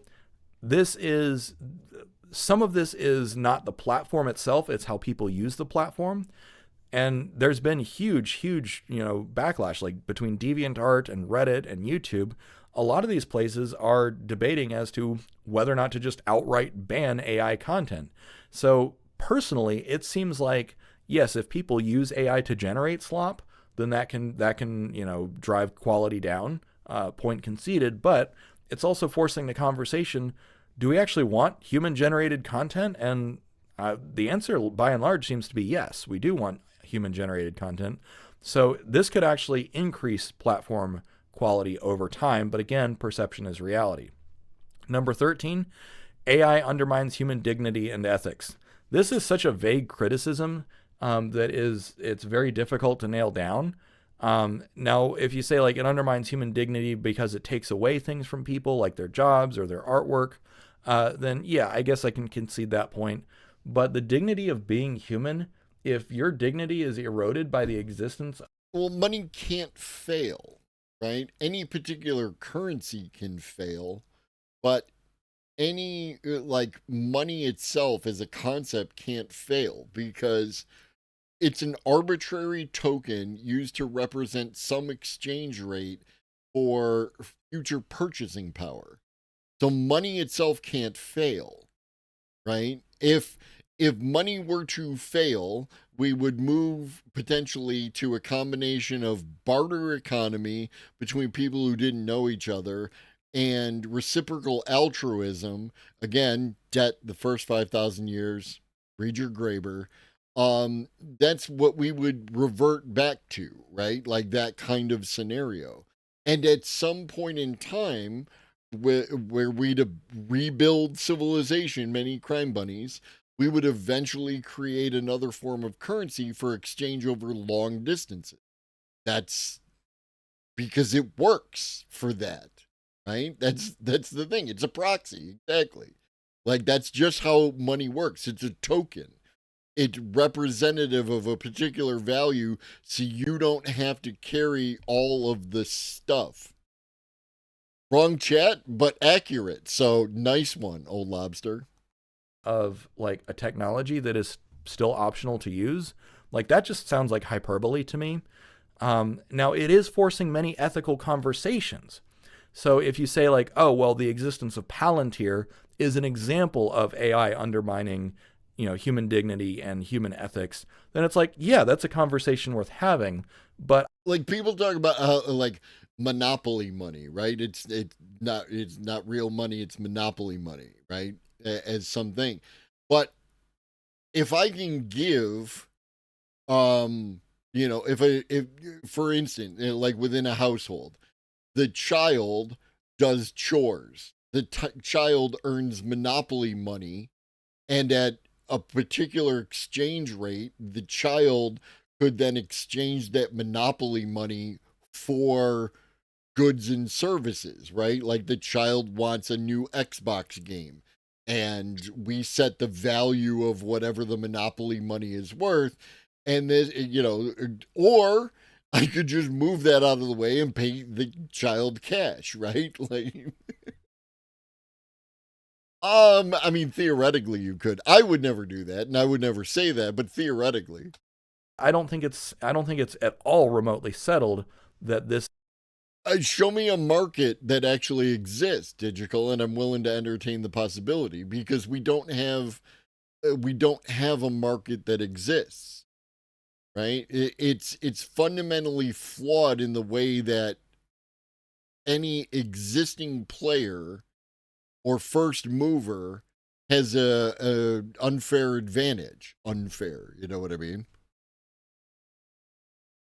That is naturally the consequence, and I certainly don't think that there's consensus that AI does this, because in my personal experience, AI increases ethics and dignity, because it's like, if something happens in my life, whether it's I have a disagreement with a fan, because it happens, or if I have a disagreement with my doctor, or some boomer gets mad at my wife while she's out at coffee, this literally happened. We have these AI tools to explain the situation and be like, is there anything that I could have done better? Is there something that I did wrong? What are the red flags that I missed? But again, that's how we're choosing to use the tools.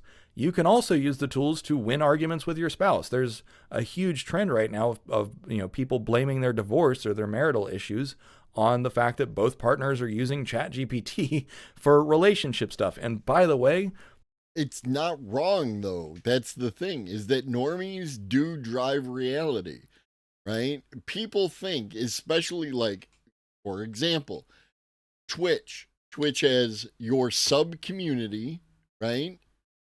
Whatever that is, that exists within the wider community of people who generally think like you, and who exist within the broader community of Twitch.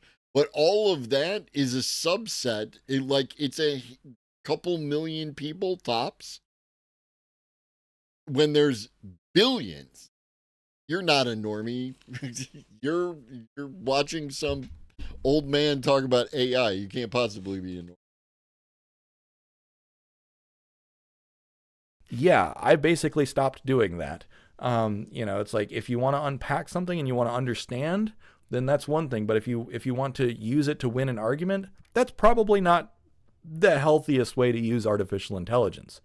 So, True. Again, it's the more you look at it, the more nuanced it is, and it's not necessarily black and white. But to some people, because their perception goes one way, it is black and white. Personally, if your marriage is run off the rails because of a chatbot, then there was probably some fragility already there. I'm just going to leave it there. Number 13 is AI presents an existential risk. 14. AI presents an existential risk. This is something that I think has already been litigated in the court of public opinion. Obviously, there's still some doomers out there, but the doomer movement peaked in 2023. 2 years later, the last... Yeah, but they just wrote a book, David. hurrah was Eliezer Yudkowsky's book, If Anyone Builds It, Everyone Dies. And the reviews of that book are scathing. It almost seems like this book has had the opposite effect. It's basically old recycled arguments, caricatures, straw men. It doesn't even explain what super intelligence... AI 2027 wrote the roadmap for the anti-AI grift. Super intelligence is. It just launches into diatribes about it, and someone said it's not an argument, it's a rant. But again, this is something that I have studied. That's actually why I started my YouTube videos so many years ago, was to get involved in AI safety and alignment research and to share my work and to share the work of others. If people still believe that it's an existential risk, and by the way, that X risk is always just around the corner, so that's a durable thing. So while objectively speaking, I haven't seen any evidence that AI presents, existential risk, that doesn't mean that that isn't people's perspective. And if their perception is one thing and they're resistant to contravening evidence, then that perception becomes a sticky reality. That's what it is. But the fact that this was only number 14 in the list is like, okay, what I thought people hated AI about was very wrong. And then 15, AI companies are unaccountable. This is something that I think a lot of us agree with. And this is one of the reasons that every time I see people get poached from one company or leave and start their own company, or I see China one-up them, I see that as a structurally good thing. So when Mark Zuckerberg poaches talent from OpenAI and X poaches talent from Google and so on and so forth, and the churn keeps going, and then China mogs them all with cheaper, better AIs, I think that that is a good thing, because we cannot necessarily hold them accountable with just canceling our subscriptions. The product is too compelling. The demand is there. So then the only way to hold them accountable is with a more competitive environment. And the reason that I say that is because a competitive environment means that if you have options, like a lot of people have canceled their Claude subscriptions because Claude is too sanctimonious. Now, Claude is still the winner in terms of corporate adoption, using it on the API for coding purposes, but at the same time, it's not getting the consumer uptake. Why? Because people have other options. People have the choice of Gemini, of ChatGPT, of DeepSeek, of Perplexity. And so the more competition there is, the more choices the market has to say, I find this company to be more ethical. And so the accountability is through market dynamics and market pressure. Now, of course, you might say, well, Dave, that's even worse because now it's a race to the bottom. So again, it's not perfect. And I do have to concede the point that there is nothing that you and I individually or even collectively can do, because guess what? People have tried to sue these companies for harming humanity or harming copyright, and all of those lawsuits generally fail, or they settle quietly out of court. It seems like no matter what Sam Altman does that's good or bad, he's got a sterling reputation, and he seems to be completely Teflon coated. So yeah, they're completely unaccountable, which is civically dubious, I think is how I'll set that. So the whole point of this video was just to go through and just for all of you people out there, because if you're watching me, I think the vast majority of you, we want to hold it against you, Danny boy, are because you're techno optimist or you're pro technology or pro AI. Some people watch me that disagree, and that's fine, but that's why we're having this conversation, is because I really wanted to look at all these points, all these categories of complaints, and really just give them proper airtime, because the only way we're going to come to consensus is if we all talk about it. And personally, again, it's no skin off my back, because the technology really does speak for itself, sometimes literally speaks for itself. So I don't need to pretend like, oh no, AI is this perfect sterling thing. Like if we don't have the courage to look hard at our own beliefs and ask other people, because if you want other people to look at their beliefs, but you're not willing to look at your beliefs, like that's just hypocrisy, plain and I agree with this statement. I don't know how much, like, again, because David's understanding of certain words is, let's say, flawed. Simple. And so I feel like, you know, what I tried to do with this video is go through, one, just objectively, what are the complaints? And I wanted to give them a fair shake. I disagree with some of them, and I editorialized that along the way. That doesn't mean that I'm right. It doesn't mean that I am, you know, the authority. Like, I'm not the lore master and who says like, I have spoken and this is the way of the land. That's just my take. And feel free to agree or disagree. Maybe there's some points that I missed. I thought that this was pretty comprehensive. Anyways, with that being said, I'm going to stop rambling. I hope you get a lot out of this, and yeah, let's keep the conversation going, because I think that we can always do better as a species. I agree. There was a decent video for David. I think he hit the majority of the points. It's a thing. He wants the Star Trek future without understanding like certain aspects of the Star Trek future. All right. So that's going to be it for today. I'm going to raid you out. Please stick around for the raid. Let's go raid Jason. I'll be back tomorrow. Gonna try again to get an earlier start, as far as all that. And yeah, don't let the bastards get you down. In the meantime, drink your water, eat some food, take your meds if you forgot, and always remember that Chuggy loves you and so do I. Be great.